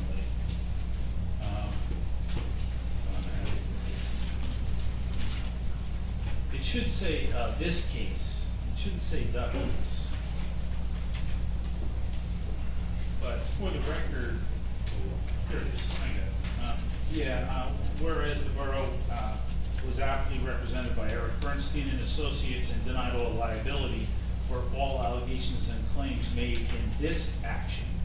You know, we still have the other action, which is based on these documents. So I believe it should say this action. But the action is defined above, as your docket number in that action. Okay. Now, I still haven't beat you in the other action yet. Oh, okay. Well, I wish you luck with that. Thank you. Because these documents only confirm, I mean, the reason I filed this was because I received redacted documents like this. This is what you get. But the documents should really look more like this. It's nice that the public now knows that the property at 705 Evergreen was considered in closed session for 26 apartments, and there was an improper notice given on the agenda that said it was attorney-client privilege, when it wasn't attorney-client privilege. You don't do attorney-client privilege and meet with a third party who's a developer. So it's very disturbing to me that the public didn't get to know that. And I do have copies of the documents if anybody in the public would like to see them. I think they would be very eye-opening. I do want to thank the council for setting up the resolution tonight for the placement of the non-binding referendum. I think it's very important for this whole public to get past that. We need to just move on from this. The public says yes, they say yes. If they say no, they say no. It's fair. Everyone knows November 8th you're going to vote. They're going to go vote. We get it. I was just wondering about this, the resolution authorizing the QPA to advertise for bids for sanitation and recycling pickup. What's the basis for that? That would be resolution 2022-201. Yeah, that's fine. Do you have anything else that you want to speak about, so I don't take your time? No, that's good. I have about 2.5 minutes left. Go ahead. Okay, so, in discussion with the department head and the foreman of the sanitation department, there's a possibility that the discretion for those department heads and foremen respectively might, be changed. In that case, and we believe that the ordinance might not totally cover everything that might come up when it comes to scheduling, and we feel as though maybe at this time, it is in the best interest of the borough to go out for an RFP or bid process to see what the cost would be to have a company take care of the services for the borough of Rutland. And was that workshop with the public or the? No. No? No. Okay. So this is just information gathering we find out tonight. Correct. And then, Okay. yes, and then Right. what will happen is when we go out to bid, it will be known what the cost is if a vendor comes back and replies. And then it'll be up to the mayor and council to then decide if they would like to create an appropriation for that. And now that we have our own punch cards and everything else, time cards, can we establish what our cost is now? I mean, that was always a As problem what? in the past. Your cost per What's our cost now to do it in-house versus, having a private vendor? Well, that's a part of the audit process that I started in the end of 2021. The borough prior, they did not go by the flexible chart of accounts in the state budget, so sanitation was not broken out. We're in the process of auditing that department with the payroll, the cost of tipping fees, and the trucks, truck maintenance, fuel, gasoline, and such. So yes. Those are all And that should numbers. always be accessible to Yeah, the those are borough numbers and the public. we couldn't get under the Amistad administration. I mean, they couldn't tell I us what can't speak for a prior Yeah, I know you administration, can't. I could just come in and just do what I do. I know, I understand. Thank Thank you you. very much. Mhm.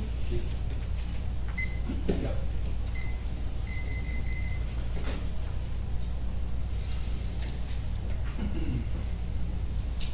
Hi, Rich Destin, 600 Third Avenue. I've got two items. I'll state the two in case the answers are going to be longer than I have time. First question would be on 2022-199. There's $127,000 change order for the sewer project. I'd like an explanation as to why.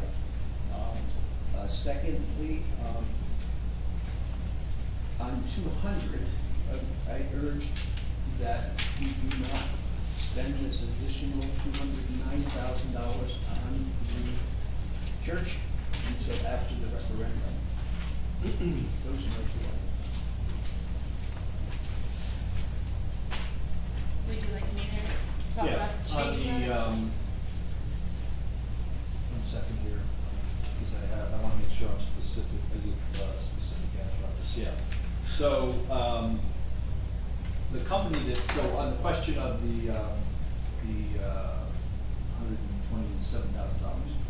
So the company that's doing, the sewer work, MSP, came across an issue, that, there needed to be more, work done around laterals on Second Avenue. I think that's correct, right? Second Avenue. Well, why don't you repeat? Right, so it seemed, I wasn't here for the beginning phases of the project, so I wasn't too familiar how things were compiled and put together for the project. Excuse me, this is, Sewer, sanitary this is sewer, question one. This is the second section that just started. Correct, it's phase Phase two, two. sanitary Phase two. sewer. The project was phased out prior to my coming into the borough.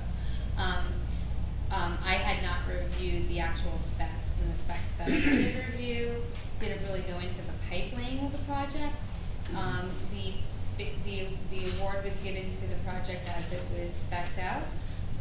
When the work began, we found that what happened was on a certain street, the main ends, what I would probably have preferred was to video the lines or do some type of a program where you GIS the lines to know where exactly what ends and where it begins. The main ends. When that main end, the laterals, so the laterals are the pipes that go from your toilet to the main, right? So that lateral goes from the properties or the residences, past the one entire street, underneath the triangle of the borough property, and across to the other main on the other side of the street. Per your borough ordinance, the resident or the homeowner is responsible for the lateral. So if we look forward, if there's a problem with the lateral, that burden would be put on the homeowner that lives in that area. That's not fair to do when you're doing a project like this, so it's in the best interest, I believe, for the resident and the borough to extend the main, so that way the lateral can connect in a closer area, so that if there's ever problems in the future, the homeowner is not paying for 300 feet of video and then repair. I understand what you're saying, but I don't understand why that's something that couldn't have been seen before the price was given by the contractor to do the job. My opinion. And the other question I had was, actually it was just a suggestion to put off the spending the $209,000 for the church year. Thank you. Thank you.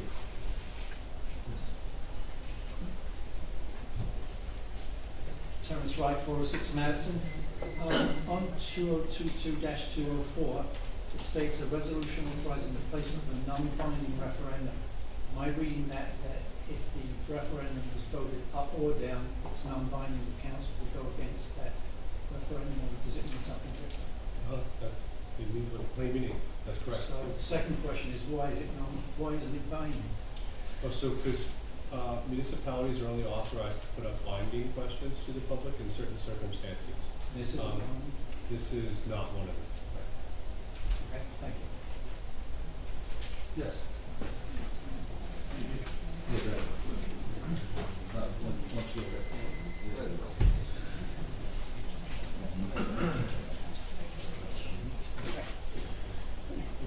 Mr. Wright, just to, an example of an instance when the referendum can be binding is the LoSAP referendum you guys all voted on here last year.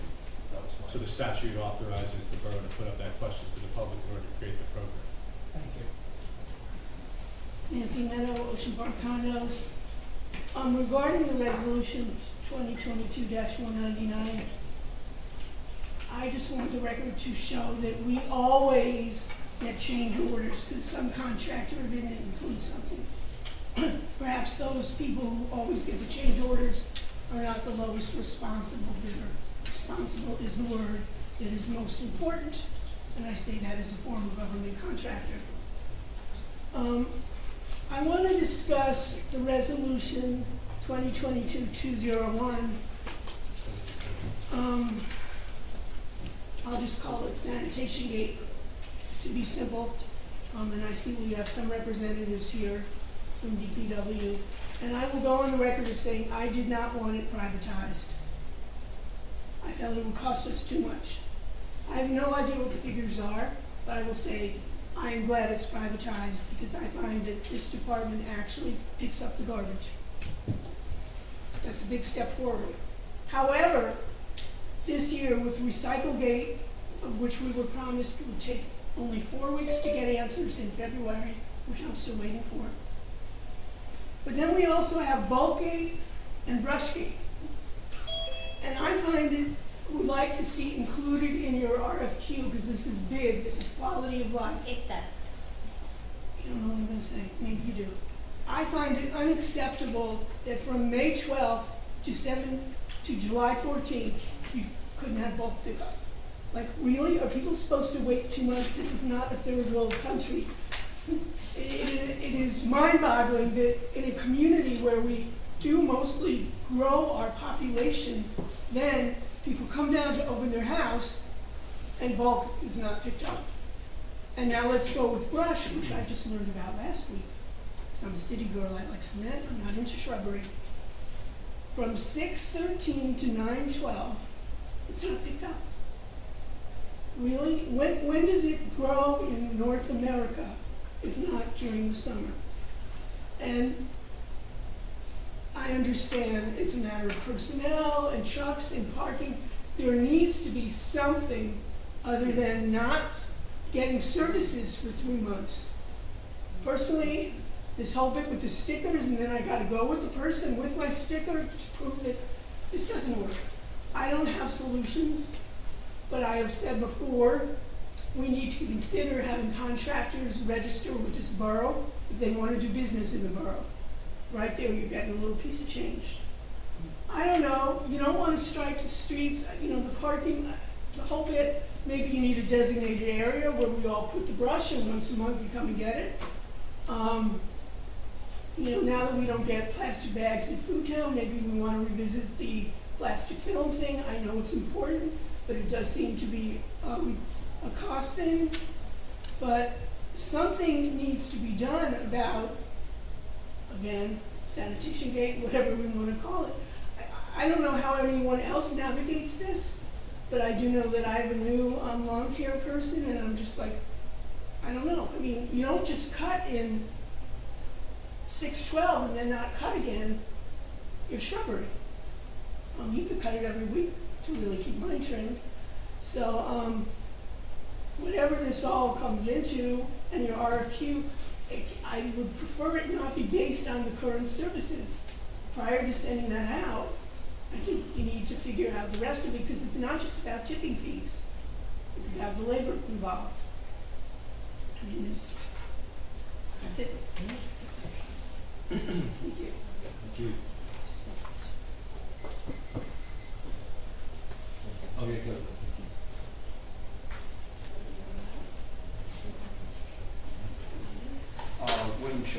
Fifth Avenue.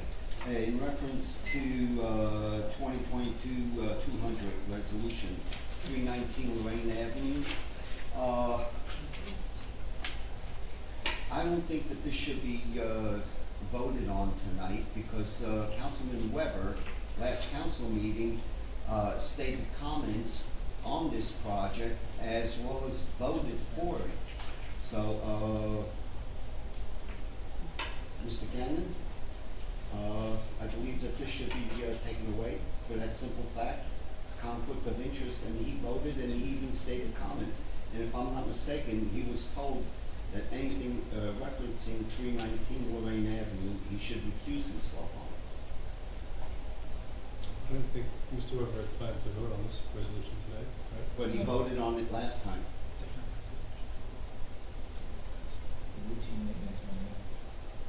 He came up, he stated his comments, and then he voted for it. You know, if that's your position, you're more than welcome to challenge the governmental action of getting else, but, I mean, I advise Mr. Weber not to vote on this one tonight. I think that should be removed. Okay. Well, I respect your opinion, so let's do it. We're not gonna remove it from the agenda, that's not our place to do that. Okay. It's up to them. Is that what you're saying? It's up to the council? I just don't think it's a legal reason to unilaterally just remove it from the agenda. Even though there's a conflict of interest? Well, you can, look, conflict of interest only makes something subject to challenge, right? So you raise your objection here, government's going to either act or not act, and then can be challenged after that in 45 days or not, under Rule 469, which is the summary action. So I mean, that's the legal procedure. It's not my place to just, go stop everything, press pause. I'm here to render an opinion, like your objection is noted, and see if there's a challenge. I'm only the borough attorney, not the judge. One day maybe. One day maybe. Mr. Cohen should grin at that. On the sewer. No. On the sewer, what are we doing as far as Second Avenue on the 100, 200 block of Second Avenue on the north side? Are they gonna get why not? Shouldn't they be entitled to it? What do you mean? I'm sorry, I didn't get your question. I nodded in my head because I got somebody else asked me this question. It may not be the same question. I'm sorry. Well, in reference Finish to your question. in reference to the sewer main. Right. Is there going to be a sewer main that's going to be placed on the north side of Second Avenue to service those people on the 1 and 200 block? Because right now, they have to go at least 100 and something feet. Yes, Yeah. sir, It's and not that's fair the to change them. order. That's the change order. That is the Yeah, I'm change sorry. order. Yeah. Okay. I thought That's the when you change said order. north, there was a question Yeah. on the north side of town that I got today, so I thought it might tie into that. Yes, and the other thing, which I guess you didn't see my hand raised on the referendum, when you were discussing that, I was gonna say that, Mr. Cohen is completely wrong on that one. I'm gonna disagree with him. You cannot put not to exceed $10 million. I mean, no one knows what that number's gonna be, so you can't put cannot exceed. Thank you. Yeah, thank you. Yeah, Tom.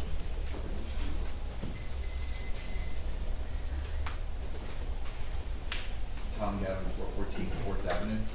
I have a question about ordinance 2022-9 being entered.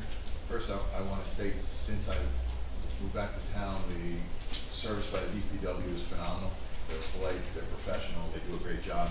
And when I know we had this issue come up in town about recycling and timing and everything else, so I think there's a bit of an axe being ground here. But in reading ordinance 2022-9, it seems that the council wants to take over possibly controlling scheduling on some issues such as recycling or trash pickup and something like that. I would first refer to Article 2 of Subject 5-10, Powers and Duties of the Mayor. He's the chief executive. He supervises all, or he or she, or they, supervises all departments of the borough government and serves as department head in the absence of such an office or appointment existing. So I think first it would have to go through the mayor's control. And secondarily, behind that, if the council took it upon themselves to change the scheduling, as the mayor has to seek the advice and counsel of the advice and counsel of the DPW supervisor and the business administrator, because you might not have the ability or the knowledge of everything that's going on at the time that is causing such changes. First thought that came to my mind is, what if we what if there was a storm or hurricane or something, and the DPW supervisor wanted to change a pickup date? He then would have to present it to the council, if I read this correctly. And that would require notice, that would require a meeting, and he doesn't have that time. He could, of course, declare an emergency, which I don't know who becomes responsible then. I just think the ordinance has some needs to be reviewed and rewritten perhaps, and it's not encompassing all of the issues involved in this discussion. But thank you. Thank you. Is there anyone else? Okay. We have Zoom now. I'm sorry? Zoom? Zoom? Do we have some? Oh, we do have some hand raised. I'm sorry. Okay, we have Marcy. Marcy, can you please state your name and address? Marcy? Marcy Letterman, 112 Second Avenue. Okay, go ahead, Marcy. I'm just commenting on the additional sewer work. I'm one of those homes that would be affected. And we've had flooding in our basement 3 times in the last year due to sewer backup.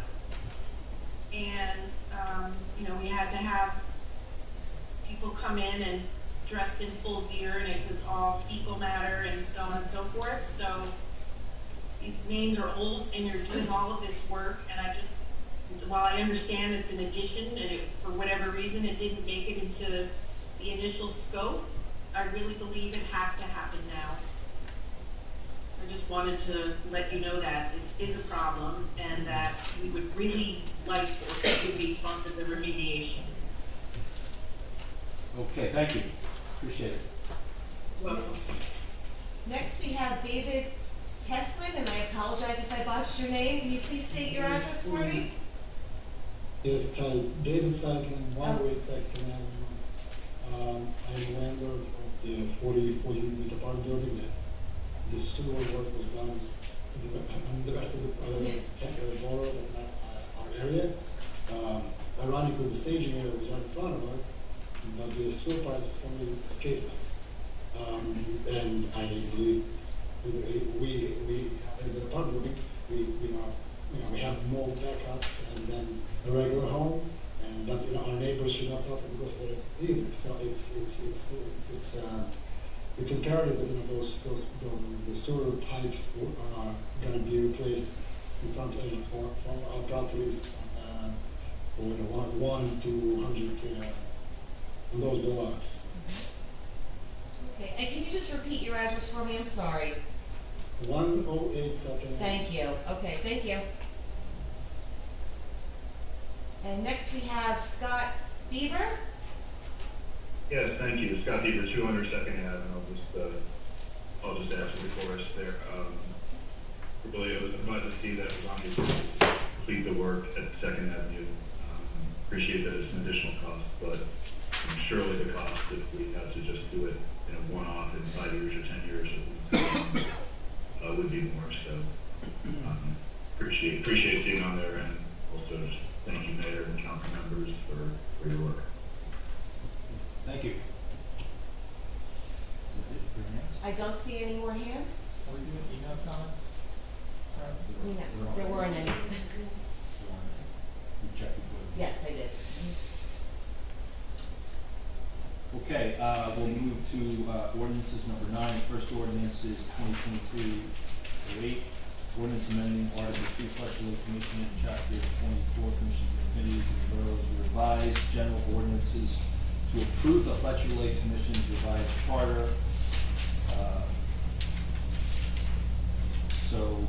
We'll open for council comments on this introduction.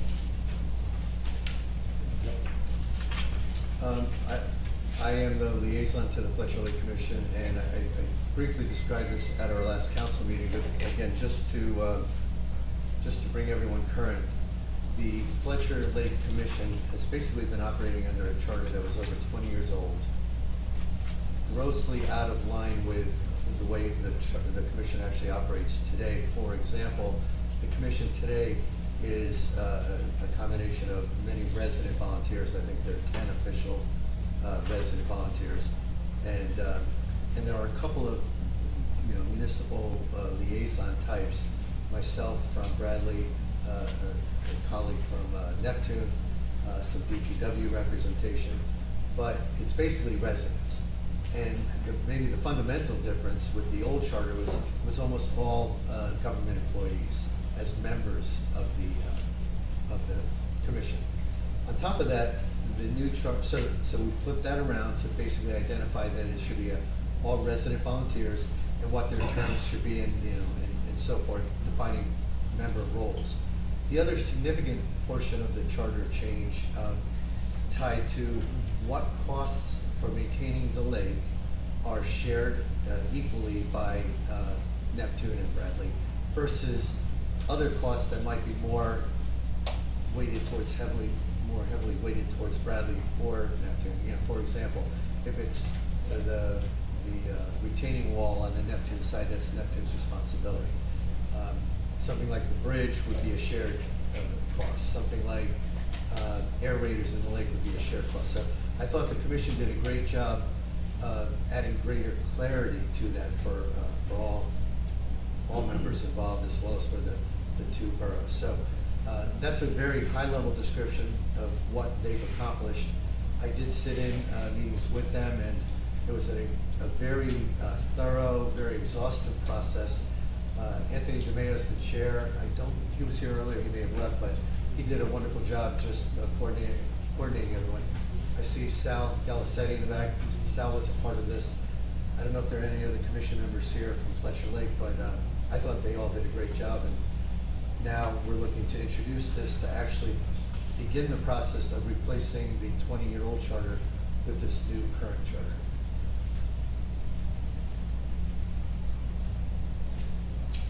Yeah, my only comment is I'd echo some of Councilman Kutosi's comments that this was in dire need. I think the team really stepped up, the commission stepped up, and after the passing of the prior chair, Alec Quinsley, who was certainly an institution, they really took a step back and then said, okay, what do we have to do? And I think this was one of the key underpinnings of what they have to get done. They're also working on projects, financials, and I think they've done a good job. So I think this bylaw change is well overdue. So it's certainly a good thing to get going on. Anybody else? If not, close council comments and make a motion to introduce 2022-08. Second. Mr. Vanel? Yes. Mr. Gutesi? Yes. Mr. Sexsmith? Absent. Mr. Weber? Yes. Mayor Fox? Yes. Okay, we'll now move to introduction on 2022-09, Chapter 286, Marine Solid Waste and Recycling Collection of Borough's revised general ordinance to provide Borough Council with oversight authority regarding pickup schedules. I'll open for council comments. Any council comments? I got a couple comments. First of all, I do agree with Tom Gavin. I don't think it should say schedules. I think it should say frequency, because that's what we're talking about. I don't think that's a major change. It should be pretty easily done. The intent here is not to have anything to do with the schedule or the means and methods. The DPW, I had a conversation with Biagio last week, and I said, if you guys tell me it's more effective to drive the truck down the street backwards, go for it. But as far as frequency of whether we do it once a week, twice a week, whether we say we pick up the whole town in 1 week, whatever the schedule you guys could decide you need to do to make that happen, that's all you. This is simply about long-term. It's not about short-term, Tom, Gavin. It's not about a storm. If a storm comes in and Biagio says, we can't do the pickup this week because we're cleaning up from a storm, I think everybody will get it. I don't think that's going to be a problem for anybody. This is simply about the weekly frequency, we call it. And I said to Biagio in our conversation that if something comes up, you guys have a schedule of a list of 10 items you want to get done for the town over the course of the next season, till Christmas, whatever the duration is, bring it to us. And if it makes sense, then we'll pare it down. We go to once every 2 weeks, whatever the case may be. I also said that when we took this over 5 years ago, we didn't hire anybody else, really, to do the job. And it's not a small job, so maybe the answer is to keep the frequency of once a week. We need a couple more guys with DPW. And the other thing I'm really glad about is that we're putting out an RFP to find out what it would cost to have somebody else do it for us, so we can measure. Maybe that's the answer. As far as the RFP, Kim, I would really like to see separate costs be submitted for each different type. Instead of saying we want to do a contract for recycling, waste, and bulk, let's get a separate price for each one, because right now, this is all stemming from recycling pickup. So maybe that's all we need to outsource is recycling pickup. And then you get, instead of getting 2 days a month, you guys will get 4 days a month with extra hands. So when I do the bid specs, I usually will break it up into different sections of the type of sanitation service that's being offered.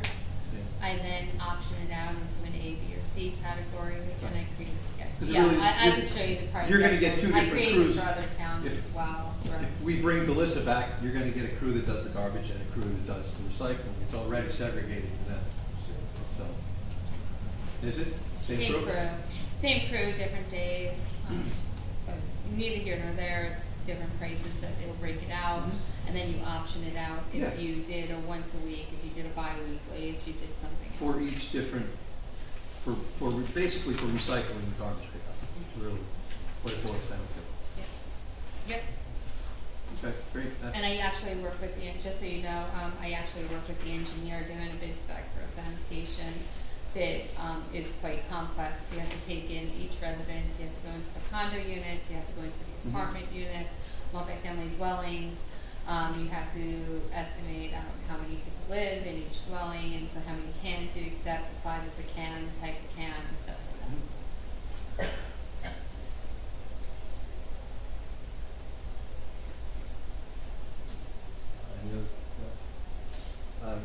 I agree with Councilman Bunnell's observation, and Tom, thank you also for pointing out that there is, I think, a very modest wording change we should incorporate where the word schedule appears. We really should say frequency, because frequency of pickup is a council decision, which we believe a council decision, which includes the mayor as a member of the council. But by no means does anyone supporting this language intend for it to circumvent the mayor's responsibility on that day-to-day basis in case there's a storm or some other major issue to address. The mayor and BA would work directly with our DPW. This is more about making sure that at a macro level, from a policy standpoint, that if we decide, if we collectively, and it's not just the current council, it's the council in years ahead. How about if they have an agenda, the next council that gets in? Well, how about if they have an agenda, then maybe they're not like you guys? So I guess the idea here is the elected officials, that the people in trust to make decisions that are in the best interest of the borough. Department heads are in trust to make that decision. Exactly. Department heads. Exactly. Very well, department head right here. Okay. You're trying to clip. I got it, Councilman. So Thank you. I think probably the problem that I'm having right now is that we decided as a borough to workshop ordinances. This ordinance was prepared and not presented to myself or the department heads to review and sit down and discuss it. It probably would have been more respectful on my end if I could sit with the department heads and explain this in a better manner. I think this even comes from where this originated from, right? Into communication. We have to start communicating better. I think we're missing something here as a whole. I don't even know the procedure and policy, so if there's a storm, it's not the mayor who's gonna make that decision of a schedule, it's the OEM. OEM is in charge of anything that comes into a state of an emergency or a storm measure. That's correct. So we have to make sure that we know who's responsible for what and how it's represented, because the ordinance is gonna put in place a different set of policies and procedures for my department heads, myself, and of course I act on behalf of the mayor, and then the OEM department. So there's actually, and I think we have to realize that. I absolutely understand that there was miscommunication, but I think the way we went about this, as you can see, was probably not the best measure to present the ordinance without saying, hey, what are our problems? How could we fix it? What's a better way that we can go about this? Is there an easier way? Is there a different reporting measure? And such. I just want to respectively say that about this ordinance. I wasn't actually here when you even workshopped it. I was out on a vacation day with my daughter. So I was not here, and I don't believe that the department heads, the assistant supervisor for the DPW, or the sanitation foreman were involved in these decisions or invited to the workshop. And as I respect the fact that the council has decisions to make, we also have our professionals and department heads who have 25, 26 years experience with this position. So I'm a bit surprised.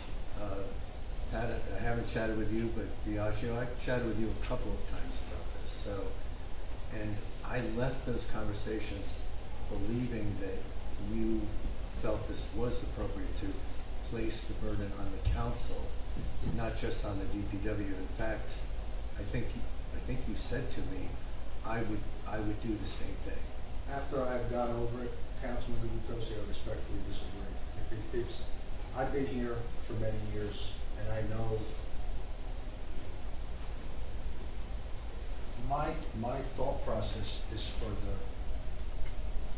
the entire town, not just for the people that come to the meetings, and I respect that they come to the meetings, but I need to be the voice for the people that don't come.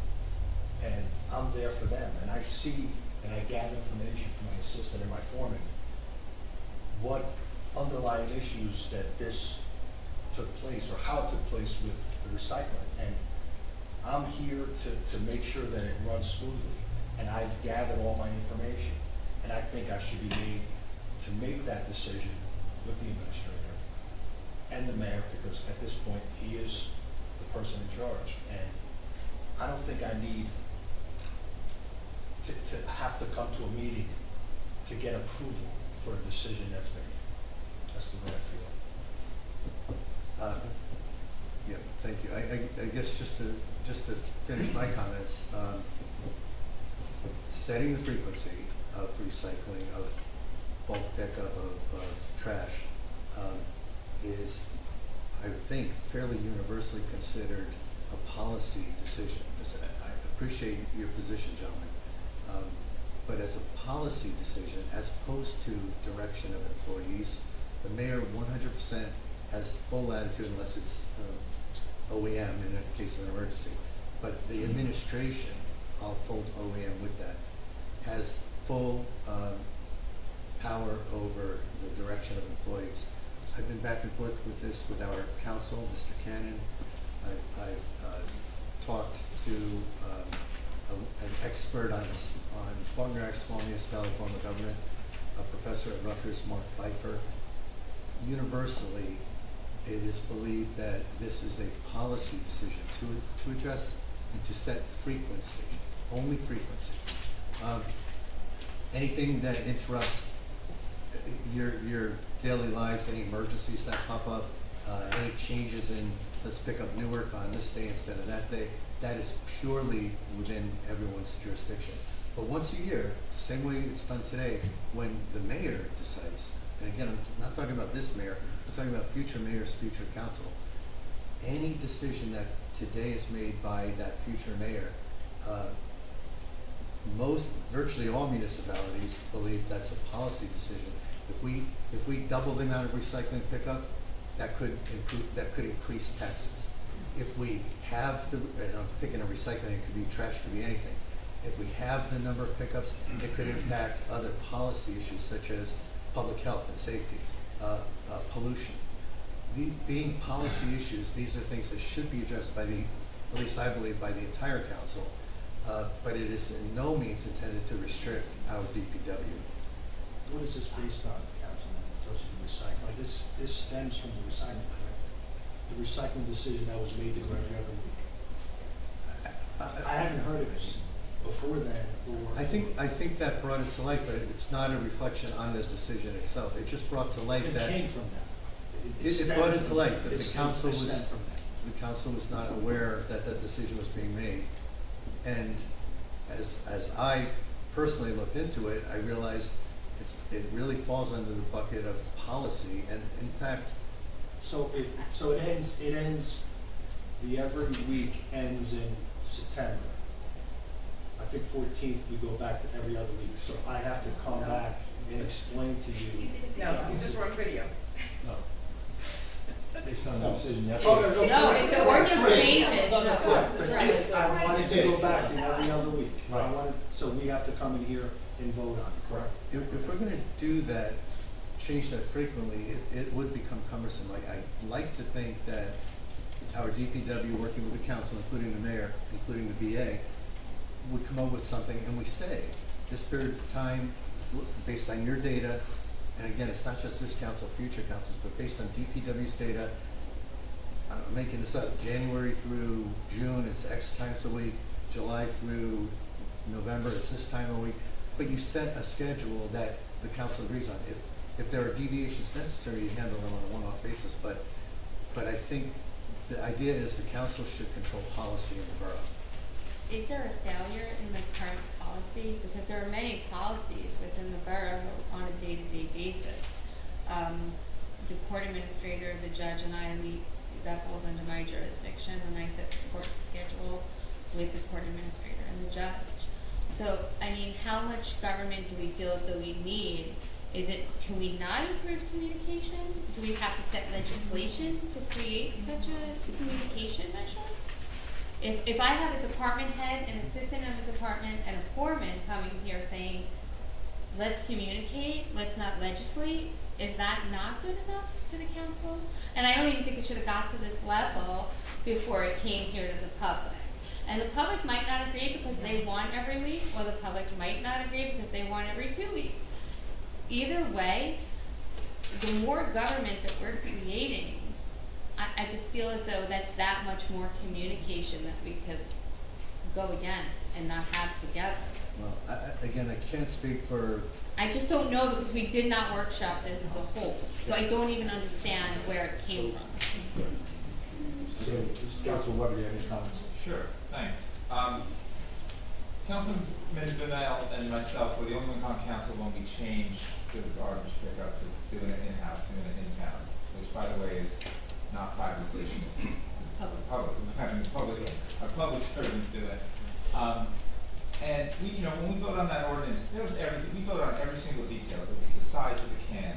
It was the time that it goes out. It was the time that you got to bring the cans back in. It was what holidays are covered.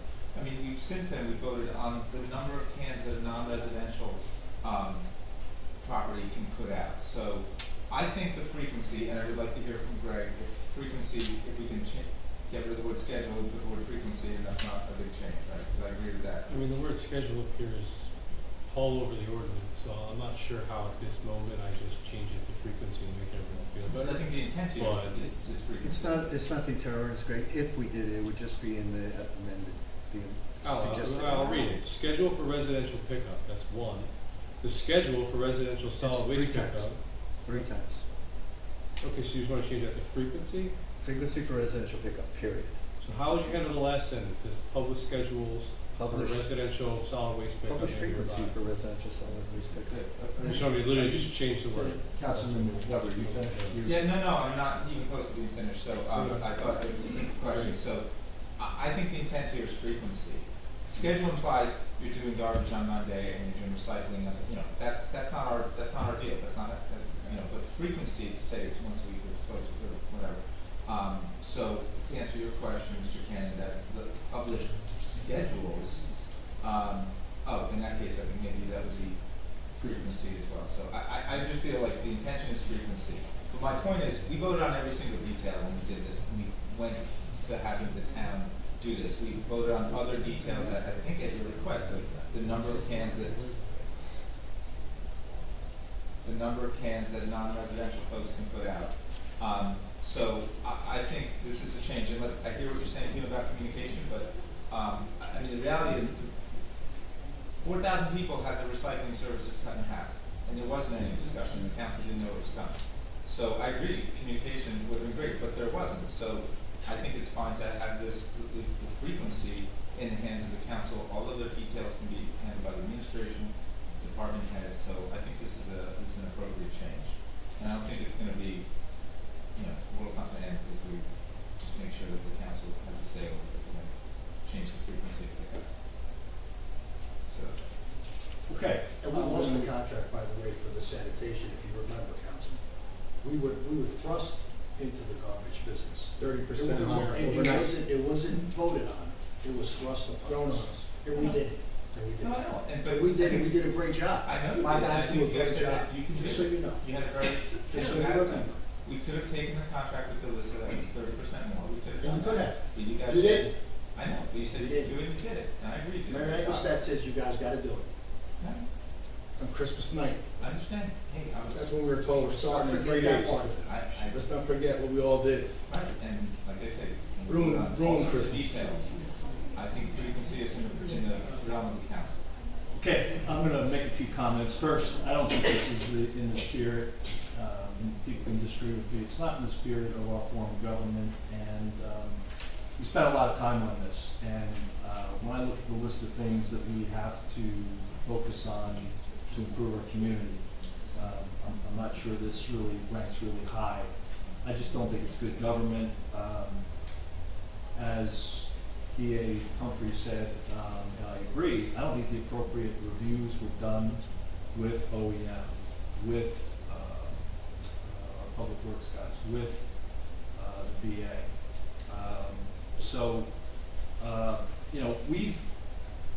With past ordinances, we've addressed things, and frankly, we've created a lot of mess in our ordinances by just tweaking and one-offing our ordinances. Last week, I requested that we did not put this on the agenda, and that the Public Works Group had the opportunity to basically present where they were and how they felt about this in a formal manner with a presentation. These councilmen basically said no thanks, which I thought was very inappropriate. So I had to review with the Public Works Group over the last few days. Went through the pros, the cons, the ups and downs of this. One of the things that happened was that we did in fact free up capacity. We rebuilt offices, we rebuilt lockers, we rebuilt lifeguard stands. We trained people in maintenance with the freed up resources between March and June. So we did a hell of a lot in a short period of time. Our volume is actually down marginally, both on the trash side and the recycling side. I attribute that probably to getting back to a little bit more normalcy as it relates to COVID. Probably less people in town. So we had the capability to stay with the way we are, but the issue that we had that we didn't have a good solve for was feedback that we got from 3 entities, and that was apartment managers who were having trouble with their capacity, multi-family dwellings, like 6 homes or more, or 6 families or more in a dwelling, and senior citizens. I heard from a number of senior citizens about weight movement and moving stuff around. So we didn't have a good solve for that. So the decision we made early yesterday was, let's go back to weekly, because if we can't solve these problems relative to apartments, multifamily dwellings, and seniors, it's not going to necessarily it will hurt us from a capacity standpoint, and projects will not get done if we free up capacity to do. But, you know, that's kind of the way, it's just, it is what it is. So, I don't believe that we need to be spending time on this. I don't believe it's the appropriate thing to do. And, you know, that's my opinion, and I'll stick with that opinion. With that, I want to make a motion to table 2022-09. Is there a second? There is not. Okay.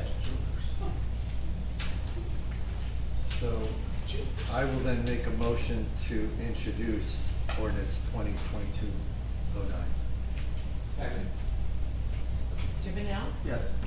Mr. Gubatose? Yes. Mr. Sexton, absent. Mr. Weber? Yes. Mayor Fox? No, for all the reasons that I just stated. It's unfortunate that we moved in this direction. Okay, let's move to the next thing, communications with police department full-time dispatcher employee memo. Under resolutions, on the consent agenda, we have 2022-194, the bill list for July 26, 2022-195, authorizing the Ocean Grove Star Preservation Society to conduct a 5K race on Saturday, September 17, 2022.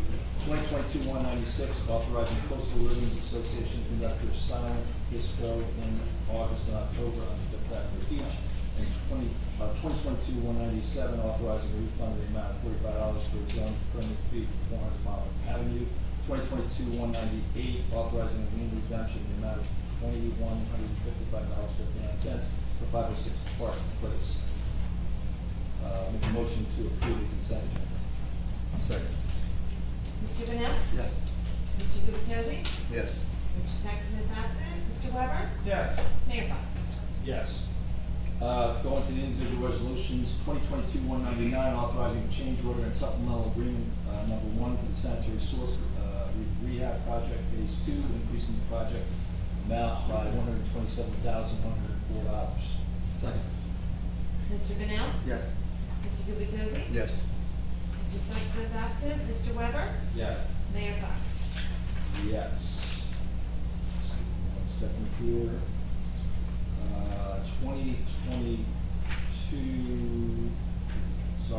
200, amendment for resolution 2022-192, awarding contract for interim repairs for temporary heat to 319 Marine Avenue.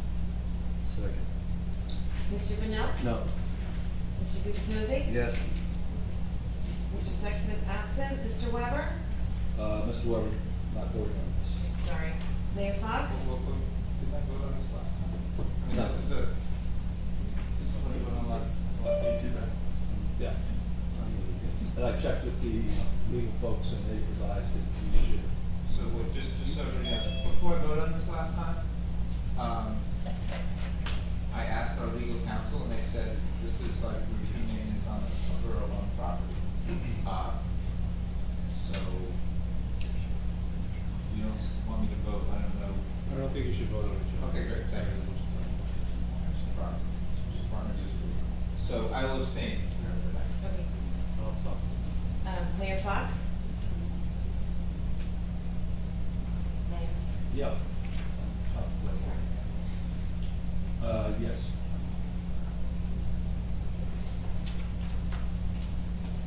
(2022-201), authorizing the borough administrator to keep the advertisements for sanitation, recycling, and bulk pickup services for the borough refuge.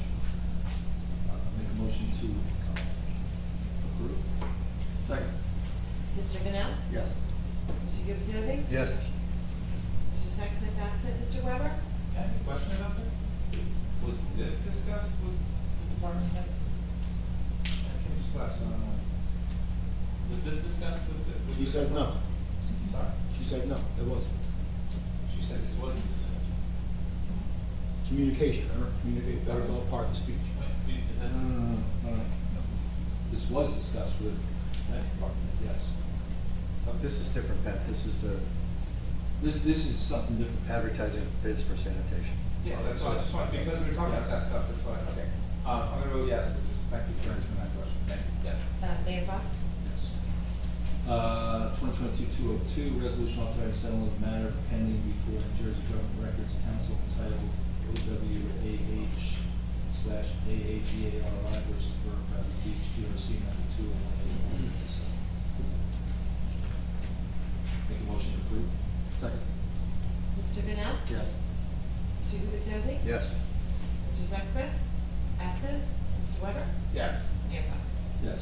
2022-203, a resolution authorizing a settlement of pending litigation before Superior Court of New Jersey, Monmouth County, entitled Cohen versus Borough of Bradley Beach, docket MON-L-152-22. Make a motion to approve. Second. Mr. Bennett? Yes. Mr. Gubatose? Yes. Mr. Sexsmith? Absent. Mr. Weber? Yes. Mayor Fox? Yes.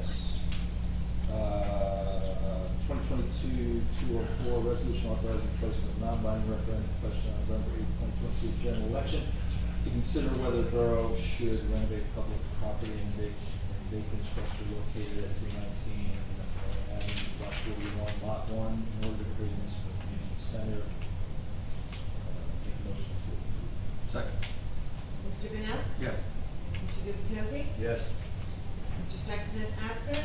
Mr. Weber? Yes. I'm abstaining, I'm sorry. It's like a knee jerk. I'm sitting there telling myself I'm gonna abstain, but I'm abstaining, I'm sorry. It's okay. Mayor Fox? Yes. Okay, that's, there are no announcements, so mayor and council reports. Start with Councilor Burnett. Okay, first aid and fire report. Okay.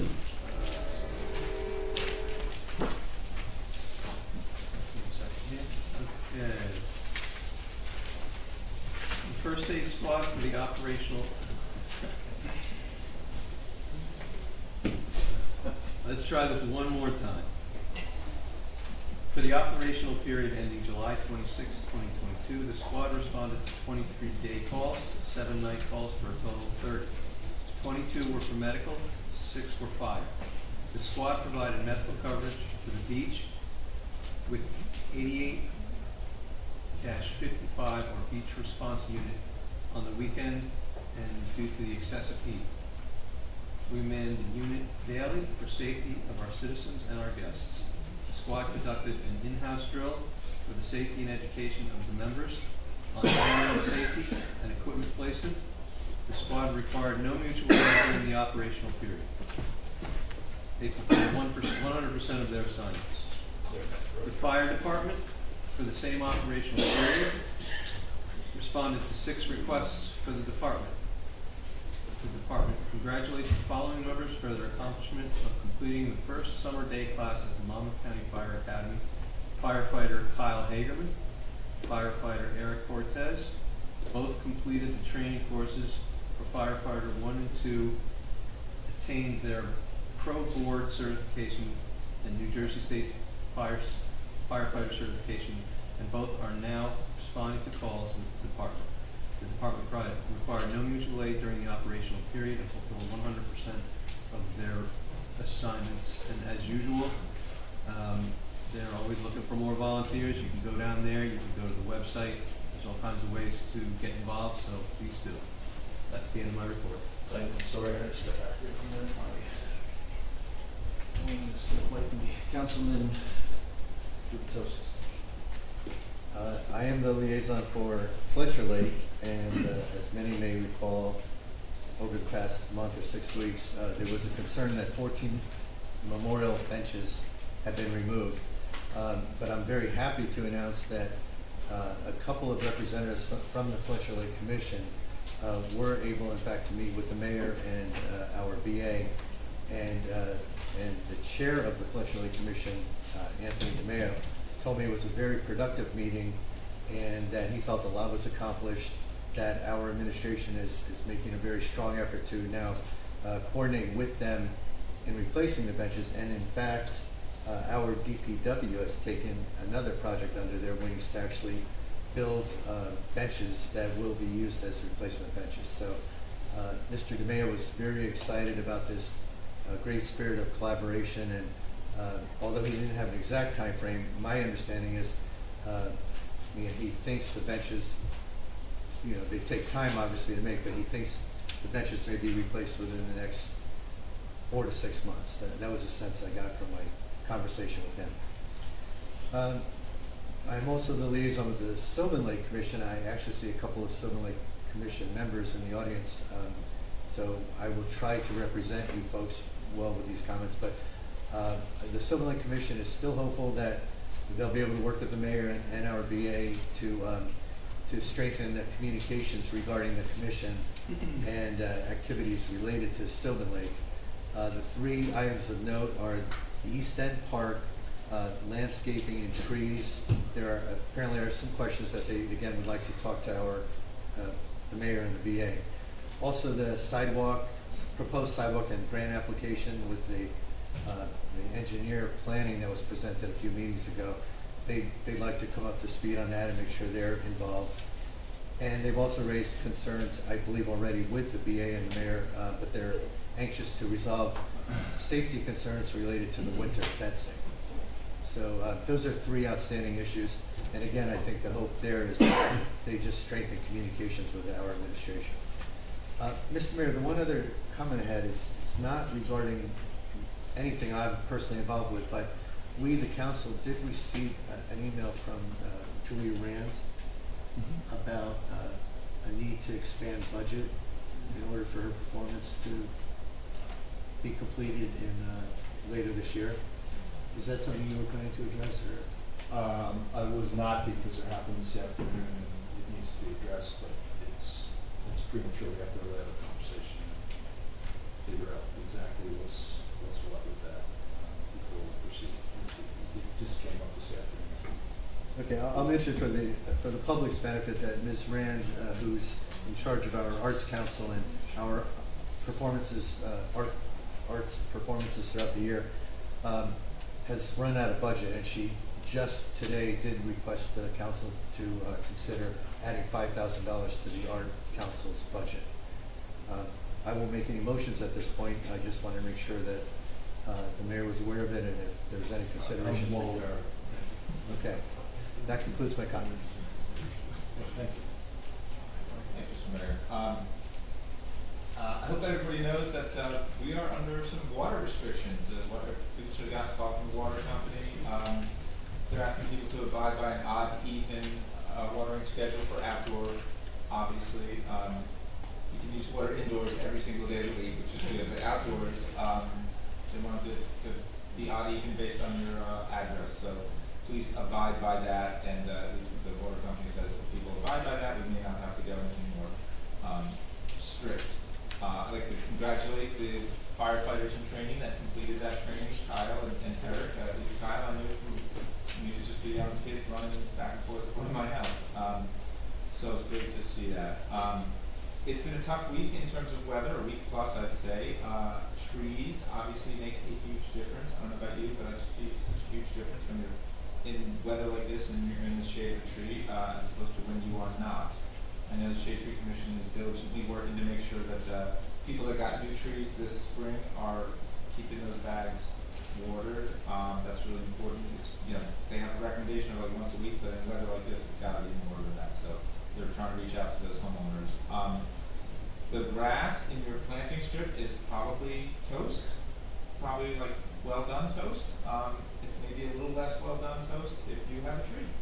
And maybe we can get some water on that. So again, the shade from the trees is probably making a difference for your grass as well, and giving us shade. A few meetings ago, related to this, I mentioned that there's a new state law in the beginning of 2021 that said that towns need to do a climate vulnerability assessment as part of as an element of their master plan. I'd just like to ask, are we doing that? People on the land use board? Is that in progress, or has that been discussed at all? Or? It has not. Okay, well, I'm going to put in a good word for doing that climate vulnerability assessment, not only because the state's requiring it when we look at our master plan, but with this weather that we're having, I think we should, all the towns should be doing that. With respect to climate, not just really weather, I would like everyone to consider the possibility that that this may be the coolest summer that you ever experienced for the rest of your life. Coolest summer for the rest of your life. Meaning we might be looking back someday and saying like, oh, remember that summer 2022? That one wasn't so bad. Okay, so we just have to think that that could be the world that we're entering. It's not likely to be that way because weather's not linear. Things go up and down, but it is possible, so people should think about that. And because it's been hot, I've been riding my bike a lot, and when the weather's like this, our town is packed. Every single parking spot is occupied, and there's cars on the road because people are trying to get here and there. So I'm always feeling nervous about somebody just opening their car door when I'm riding by my bicycle and just, taking me out. So I would like to suggest for everyone's benefit that people get accustomed to the idea of the Dutch Reach. Does anybody know what the Dutch Reach is? Nobody knows. This is awesome, so I get to tell everybody. The Dutch Reach, there are more bicycles than people in the Netherlands. People know that, right? Okay. Lots of bikes there. And the Dutch Reach is when you're getting out of your car, so just flinging it open with your left arm and potentially taking out a cyclist because you don't know that they're coming up behind you after you park your car. The Dutch Reach is using your right hand and going like this to open your car door, and that makes you look back that way, and that way if the cyclist is coming, you can see whether or not it's somebody you like and decide if you're going to take them out. So the Dutch Reach keeps us all safe. People are riding bikes and the town is packed, and it's going to remain that way. So we'll maybe prevent some bike accidents. So people get used to the Dutch Reach. One last thing, kind of environmental, although I just let the Environmental Commission know about this. There's some folks that are doing a zero waste day over at the Bradley Root Project on August 20th. They're calling it Seize the Day. See what they did there? Seize the Day. And a couple of local businesses that are involved in generating less waste. There's going to be workshops on this kind of stuff. They're going to kick the day off with a beach cleanup. The Brew Project is involved, so I will leave this for anybody who wants it. I can happily send it to everybody. Make sure the town has it. We can get this on the website. So Seize the Day, August 20th. That's the end of my report, Mr. Mayor. Thank you. I've got a couple points here. First, as we've all experienced, the weather has been almost over-cooperating for us as a beach town. We're about to finish July. We're doing very well. We're fairly close to our revenue projections right now. I think that trend hopefully will continue. The weather's been great, and the beachfront's been managed very well by all the people involved in that, the lifeguards, the gate attendants, public works, EMS, and certainly our police have done a great job. On Friday and Saturday this past weekend, we had the annual Shakespeare Festival. We had a few real kind of curveballs thrown at us. One, Julia Rand, our chair, was a little bit under the weather. She had to leave from afar, which she did. The weather didn't really cooperate too much in the context of temperature. It was about 95 degrees on the promenade, so we shifted over to the firehouse. It was very necessary. Jackie Schneider, who's the second in command on the Arts Council, worked diligently. We had 5 excellent new players, and the technical folks, Dan and Nate, really did a great job.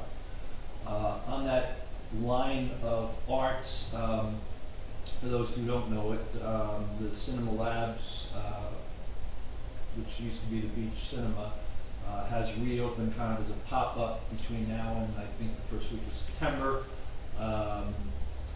We're welcoming them back and welcoming the theater back. I know that they're advertising, but I just wanted to make note of that and recognize that that was kind of a long haul from I think October of 2019 till now to get to where we were. 2020, I'm sorry. I want to remind everybody that next Tuesday, August 2nd, from 6 to 8 is the National Night Out. I'm hoping that we have the same turnout or better than we had last year. Last year was kind of a coming out of COVID event, excuse me, and we just had a great evening, great weather, and it was really well run.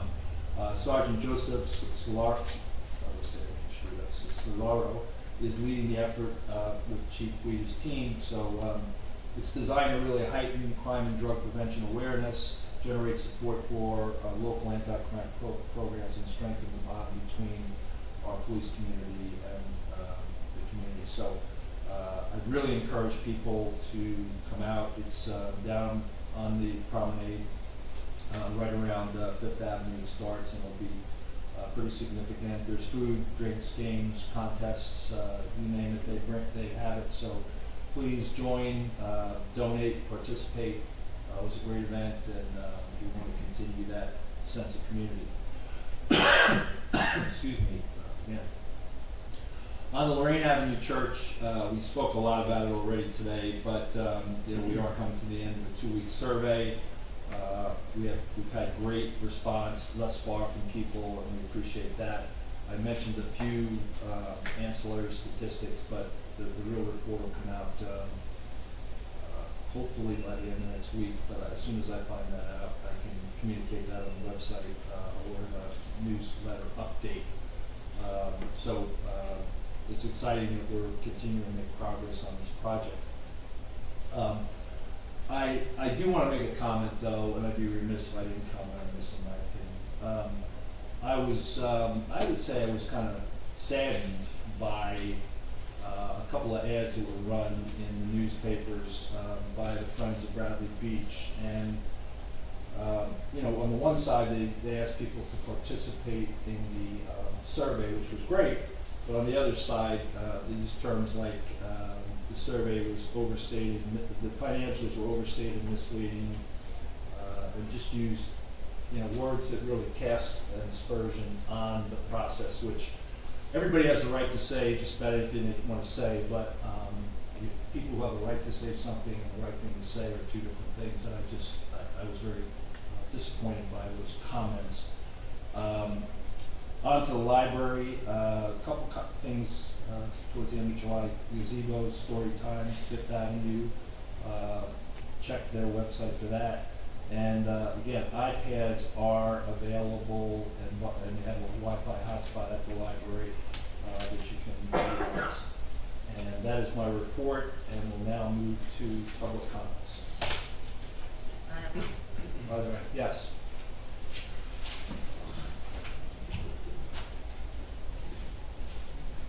Deborah Brunel, 401 10th Avenue, Brighton Beach. First of all, I want to thank you. You guys do a wonderful job. You do a wonderful job. This town has never looked better.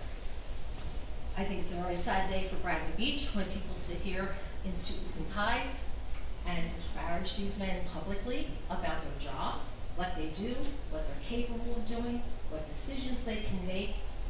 I see how hot those trash trucks are, the kind of work that those guys are doing in this horrible heat, in the snow and ice, and it breaks my heart. It truly does. I think that we're trying to have too many chiefs that think they have a lot of knowledge.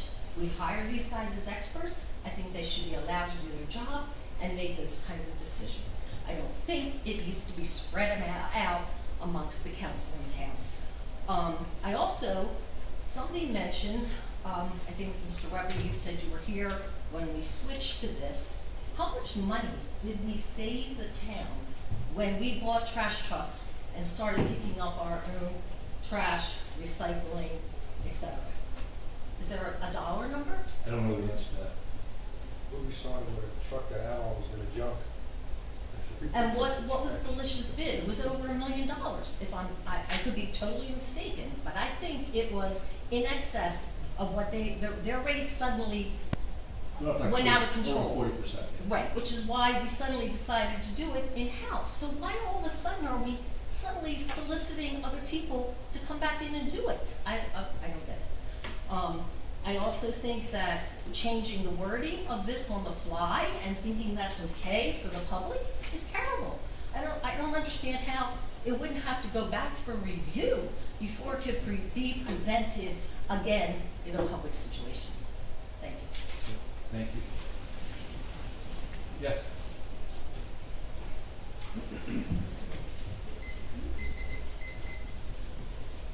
Ann Politi, 512 Bradley Boulevard. Thank you, Mayor Fox, for the opportunity to speak on behalf of the Bradley Beach members of the Sylvan Lake Commission of which I am the chair. The commission had the ability to rewrite our agreement of charter under the unwavering help of Councilman Guptasi.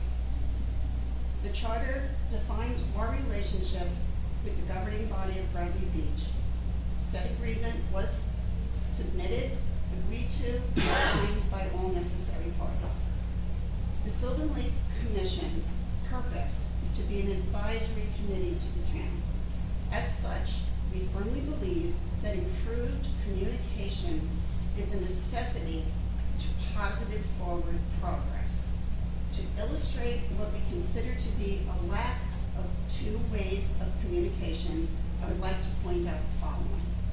It has come to our attention via a town meeting on June 28th that the town has applied for a grant for a walking path from Ocean Avenue to Main Street. This was done, and the commission had no prior knowledge of this process occurring. We share responsibility with the town of Avalon, and we have found that are much better informed by Avalon when they apply for any kind of grant or need-based decision. They always ask us at our meetings to participate. Under the mayor, Julie Schreck, many years ago, a grant was acquired to construct a stacked stone wall the length of the lake. Unfortunately, this project ran out of grant funds before it was completed. We have expressed our immediate concern about the danger of the remainder of the bulkhead deterioration. The result of our concern was fence installation, but unfortunately, said fence does not cover the entire dangerous area and is now in a state of disrepair. We continue to inquire as to any possible remediation, but as yet have not received any information as to possible or desired solutions, including feedback concerning such endeavors. Under the former business administrator, a grant was acquired to create a park on Ocean Avenue at the end of Sylvan Lake. Again, funds were exhausted before the park could be completed. If such money has been requested, we are anxious to facilitate the completion of that park. I have in my possession, for well over a year and a half, blueprints that have been written and signed by Avakian, the town engineering firm, and a landscape architect. These blueprints show the completion of the park in its finished state, and I'd be glad to hand these blueprints over to whoever I can to try and get this project done. The reason I gave you those two examples is because Bradley Beach has two large projects never completed. Why would we then start another overly ambitious walking path project while two very important projects remain unaddressed and continue to deteriorate, putting people in town, visitors included, at jeopardy?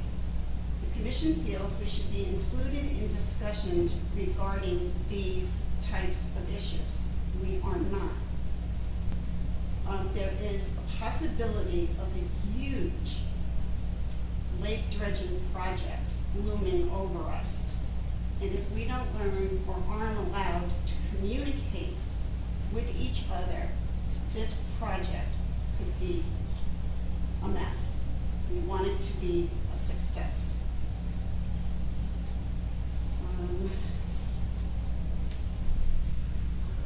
Through discussions with and between the commission and town officials, we believe that working together better results to issues can be had.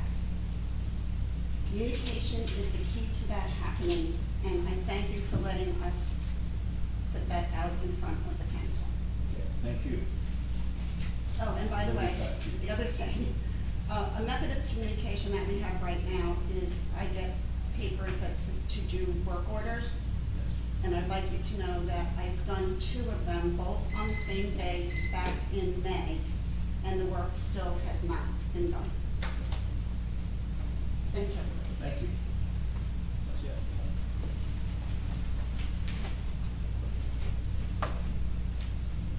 Tom Gavin, 414 Fourth Avenue. First of all, it was brutally hot this weekend. It was unbearable. I was actually walking on the beach and reading about people getting second-degree burns from something that was published by First Aid, one of the first aid workers. And on the beach, I encountered twice in passing, in full gear, police officers, and specials. And they were out there doing exactly what we wanted to do, discussing, beverage consumption on the beach, smoking, towel placements, etc., in a polite, courteous, and professional manner, and they were dying. I can't say enough for what those guys did this weekend and other days. I was really impressed. And to the council, I'm very disappointed that 2022-09 passed. I think graciously you were given an opportunity by both legal counsel and by an admission that wasn't scheduling, it was frequency, to table the matter until you've had a chance to correct the verbiage in it. I know it's a simple thing, go into a document and change the word, but this graciously gave you an opportunity to step back and listen to a full and open communication with both the VA, the DPW supervisor, DPW foreman, staff, etc., who truly know their responsibilities. I don't doubt that this recycle issue has become a hot potato in town. I hear it. I hear it just people walking by my house. But I think you missed a great opportunity to sit and talk to the people who report to you through their different administrators. And I'm disappointed that that happened. I'm sorry. Thanks. Thank you. I'll just mention to one of your points, the OEM group worked over the weekend too. Put a cooling station down at the beach to try to deal with some overheating and issues. I think I was there, runner kind of, God knows why they were running in the middle of the day. Passed out or went down to the count and they took care of that person. So a lot of kudos because it was a tough weekend. First aid too, the guys who down in the truck. Oh, absolutely. EMS, OEM. They're going like crazy. Yeah, absolutely. Any other comments? Yes. Thomas J. Cohen, 612 Third Avenue. I do want to thank the mayor and council for the owl because it's a wonderful interaction tonight, especially with regards to the $127,000 that is being spent on the sewer. Because I think we didn't communicate well enough in this, because when the gentleman who owns the property on 2nd Avenue mentioned that he has 44 units, and I mean, we need to quantify how many units are affected by this 127, because it's only about $2,500 a unit if it's 60 units. So, it would have been nice. I thought when the presentation was made that it was 1 unit. So it would be nice to have that data, and it would be easy for the public to understand it, and I totally agree with it. It was great to have the interaction from the public on that. In terms of 2022-09, I want to thank the council for actually fixing something that was experienced by all the residents. I mean, the fact that we had to call our councilman and say, hey, when did you guys change the recycling? And the council didn't know anything about it, okay? So in spirit of good government is working together, and the council should have been included in that. And this administration created the mess by not communicating with the council or the public in advance of that, and they've just done the same thing by now giving us back what was taken away, and I gotta hear it I go to every meeting and I gotta watch it on a video instead. It's time for the public to be interactive in this process, and the council also. So I admire you all for really passing 2022-09. I look forward to that continuing. But thank you very much, Mr. Mayor. I do actually have one issue about your comment about the ad. You cast aspersions on people in the Coaster newspaper 2 weeks ago, people that come to the meetings to interact. And then for you to say that the words were harsh in some way is totally inappropriate. Thanks for the eye contact. Have a great night. Thank you. Next. Yes.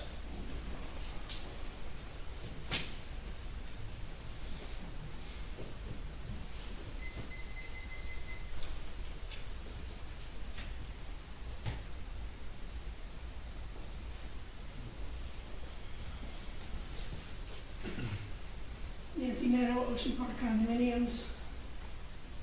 I am repeating this. Your ordinance claims there need to be 2 meetings every month. Look at the calendar for August, November, and December. There was only 1 meeting scheduled. You are violating your own ordinance, and if you think that there's not enough business to go for 2 meetings, stop drinking the Kool-Aid. I wish the BA were still here regarding sanitation gate. When I started coming here, prior to, and thank you for correcting me, bringing the services in-house, any dwelling that was more than 6 units paid for their own sanitation needs. So that also needs to be incorporated in whatever, however you go, because quite honestly, I'm tired of paying for services I don't utilize and or get. And the only one I really utilize is sanitation, because I don't have kids in school, I don't deal with law enforcement, and I don't know kind of what else gets my tax dollar. Oh, the library, I don't go there either. I'm glad everyone had a really great experience with OEM during this heat wave. I'd like to point out that in 6 days, maybe 5 if we're here later, it will be August. It will be 2 years since I brought up the issue of emergency shelters. And in 2 years, I learned that we have 4, and I learned the location of 1, and I have no idea what to bring with me. But more importantly, there we were in heat emergencies, and there was nothing on the website and nothing about cooling shelters.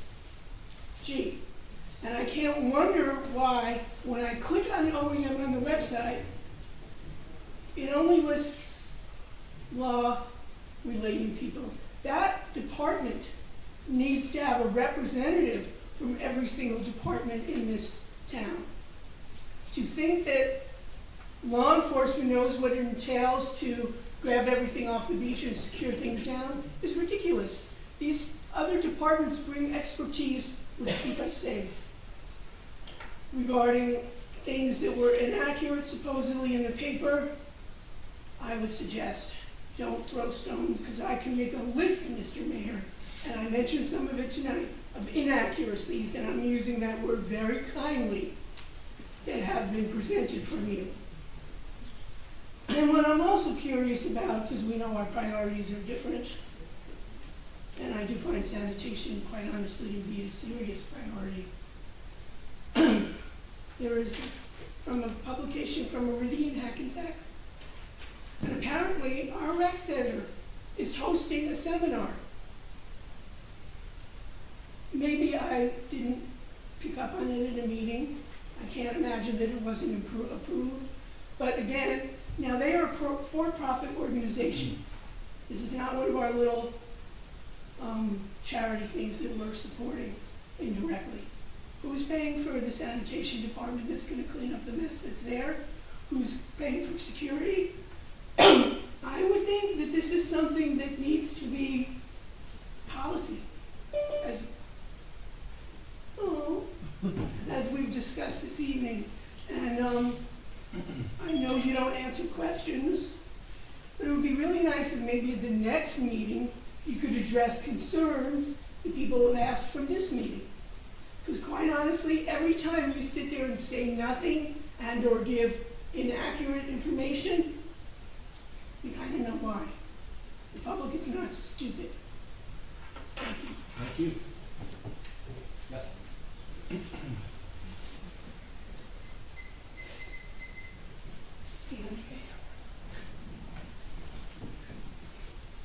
Hi, Rich Espin, 603rd Avenue. We are getting new sewers on Second Avenue. We've had the construction crew there now for about a week. And I was looking forward to them not being there much longer. Saturday we're expecting almost 50 people, and sure like they have a lot of parking places around. So looking forward to that, and then I found that we're on a corner, Hammond Avenue and 3rd Avenue. They just started on Hammond Avenue. So I think that's the first street that they're doing other than the avenues. But good stuff I see going on. They're so fast in what they do. I love watching the workers. They have a handful of workers and several really great tools that they use, machinery. It's amazing. I look at them working, looks like a ballet going on. So this is a really sharp organization. Nice people to deal with too. On the garbage issue and recycling issue, everyone has a very high regard for public works. I never heard of anything other than that. The gentleman here heading it up knows that from me, because I told him the same thing. They hear it here often. One thing that I've learned in being involved in the towns that I've lived in, don't mess with people's garbage. That's a big, big no-no. The action tonight in approving that the council's involvement in these kinds of decisions was necessary because of what happened when the change was made. If there was a communication that went on, what action was taken tonight and a vote, we never had arisen. So I support your vote on that. With regards to the survey, that 93%, is that the number, Mr. Mayor? 93%. On the survey that people understood the financials? Mm-hmm. Okay, thank you. I said that I did also. I understood what information was in front of me, but I also noticed that the other numbers that were given in other meetings, when they talked about what it's going to cost in the 30-year period, coming in around $20 a month, I took note of that myself, but I'm saying, but I do understand when I'm reading, but I don't understand why that number that has been presented here before was so different. I just wanted to bring that out.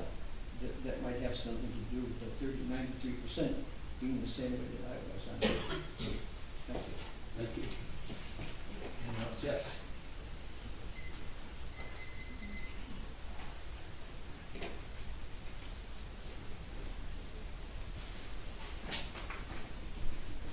Brigitte McGuire, 610 Brindley Ave.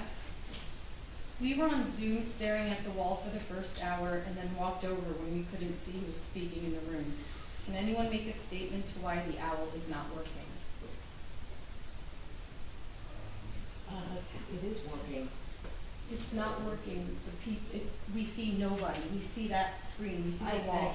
Okay, then maybe it has to be adjusted, but that it is working. It is showing something. Normally it has several screens, and it goes to whoever's on the mic. I'll have to look into that. I honestly, Brigitte, I don't know. Okay, well, that's all I was asking. Secondly, I'd like to request something my aunt gave me, who bikes our town very frequently. She asked me to request for road signs which include the car and bike symbols side by side that say share the road. Since we can't have bike lanes, I agree this is a great suggestion. Regarding the policy vote here tonight, the lack of communication is what the major problem was regarding recycling. It was done and we couldn't even get an explanation.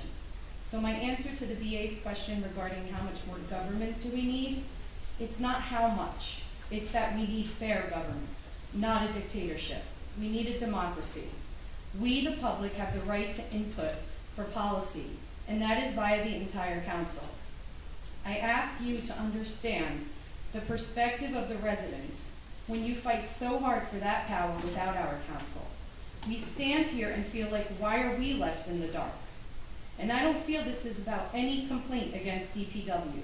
They are absolutely wonderful. I brag about DPW regularly to my relatives who frequently visit. They're always noticing something beautiful, something to compliment in the town, and I always brag about it. I also want to add, and I imagine I speak for everyone, that we are always especially grateful for OEM. I mean, how can't you be during an emergency? For me, this issue was about lack of policy making for the town. I am always for less government. However, the recycling issue was done because of poor town management and government, and we needed it corrected. Even though we didn't follow through with data collection, etc., I'm much happier to have just thrown that out and bring back recycling to once a week full time. So thank you, Mayor, for that. Thank you also to the council for voting this through tonight. The people now are included in policies for our town, and it's refreshing. Thank you. Thank you. Yes.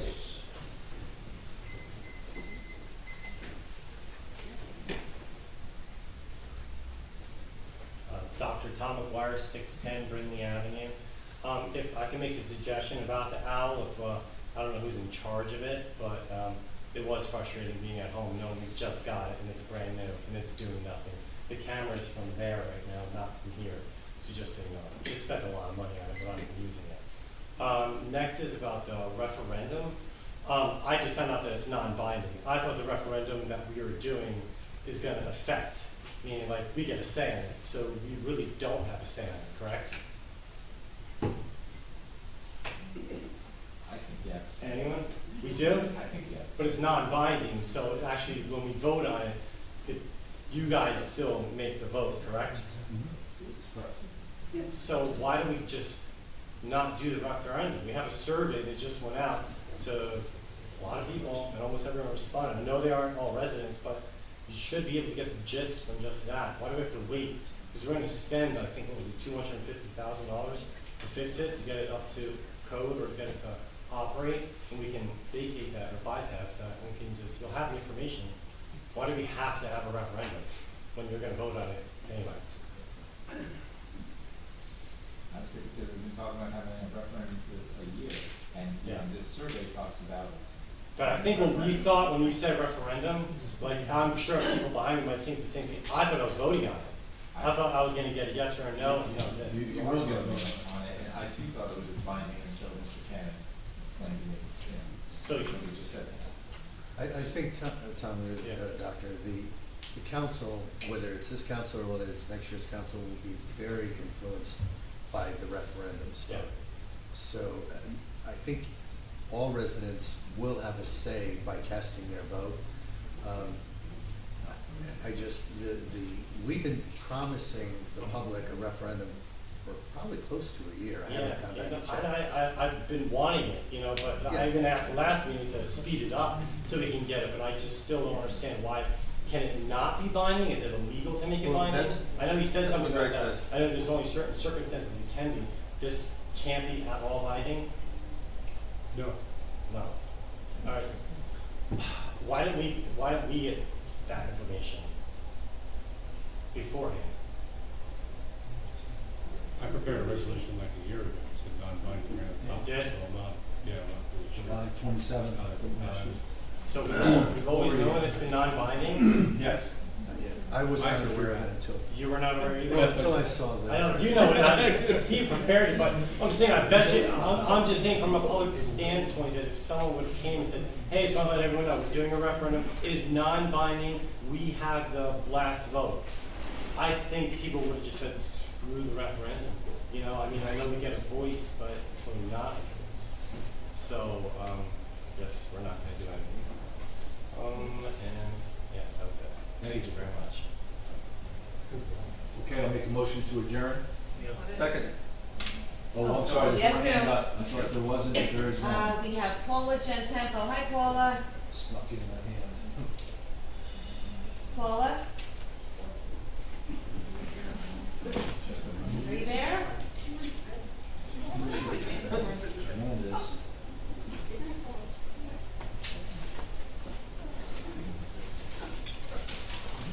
Can you hear me now? Yes, I can. How you doing? Forgive me.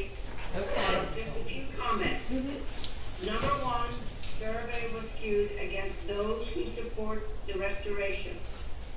Number two, fully supportive of the referendum. Number three, absolutely in favor of adding to the cultural history of Bradley Beach by a progressive restoration of the church complex. That's it. Okay, thank you. Thank you. Very concise. Okay, there are no more hands, so I will make a motion to adjourn. Second. All in favor? Aye.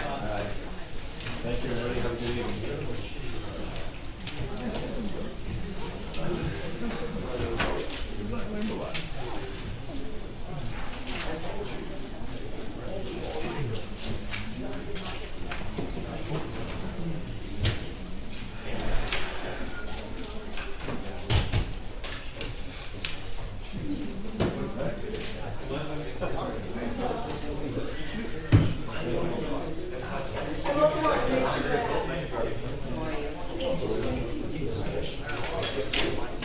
Nice to meet you right now. I need some, 1 second, don't mind.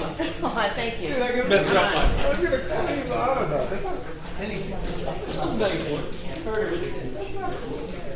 Thank you very much for this comment.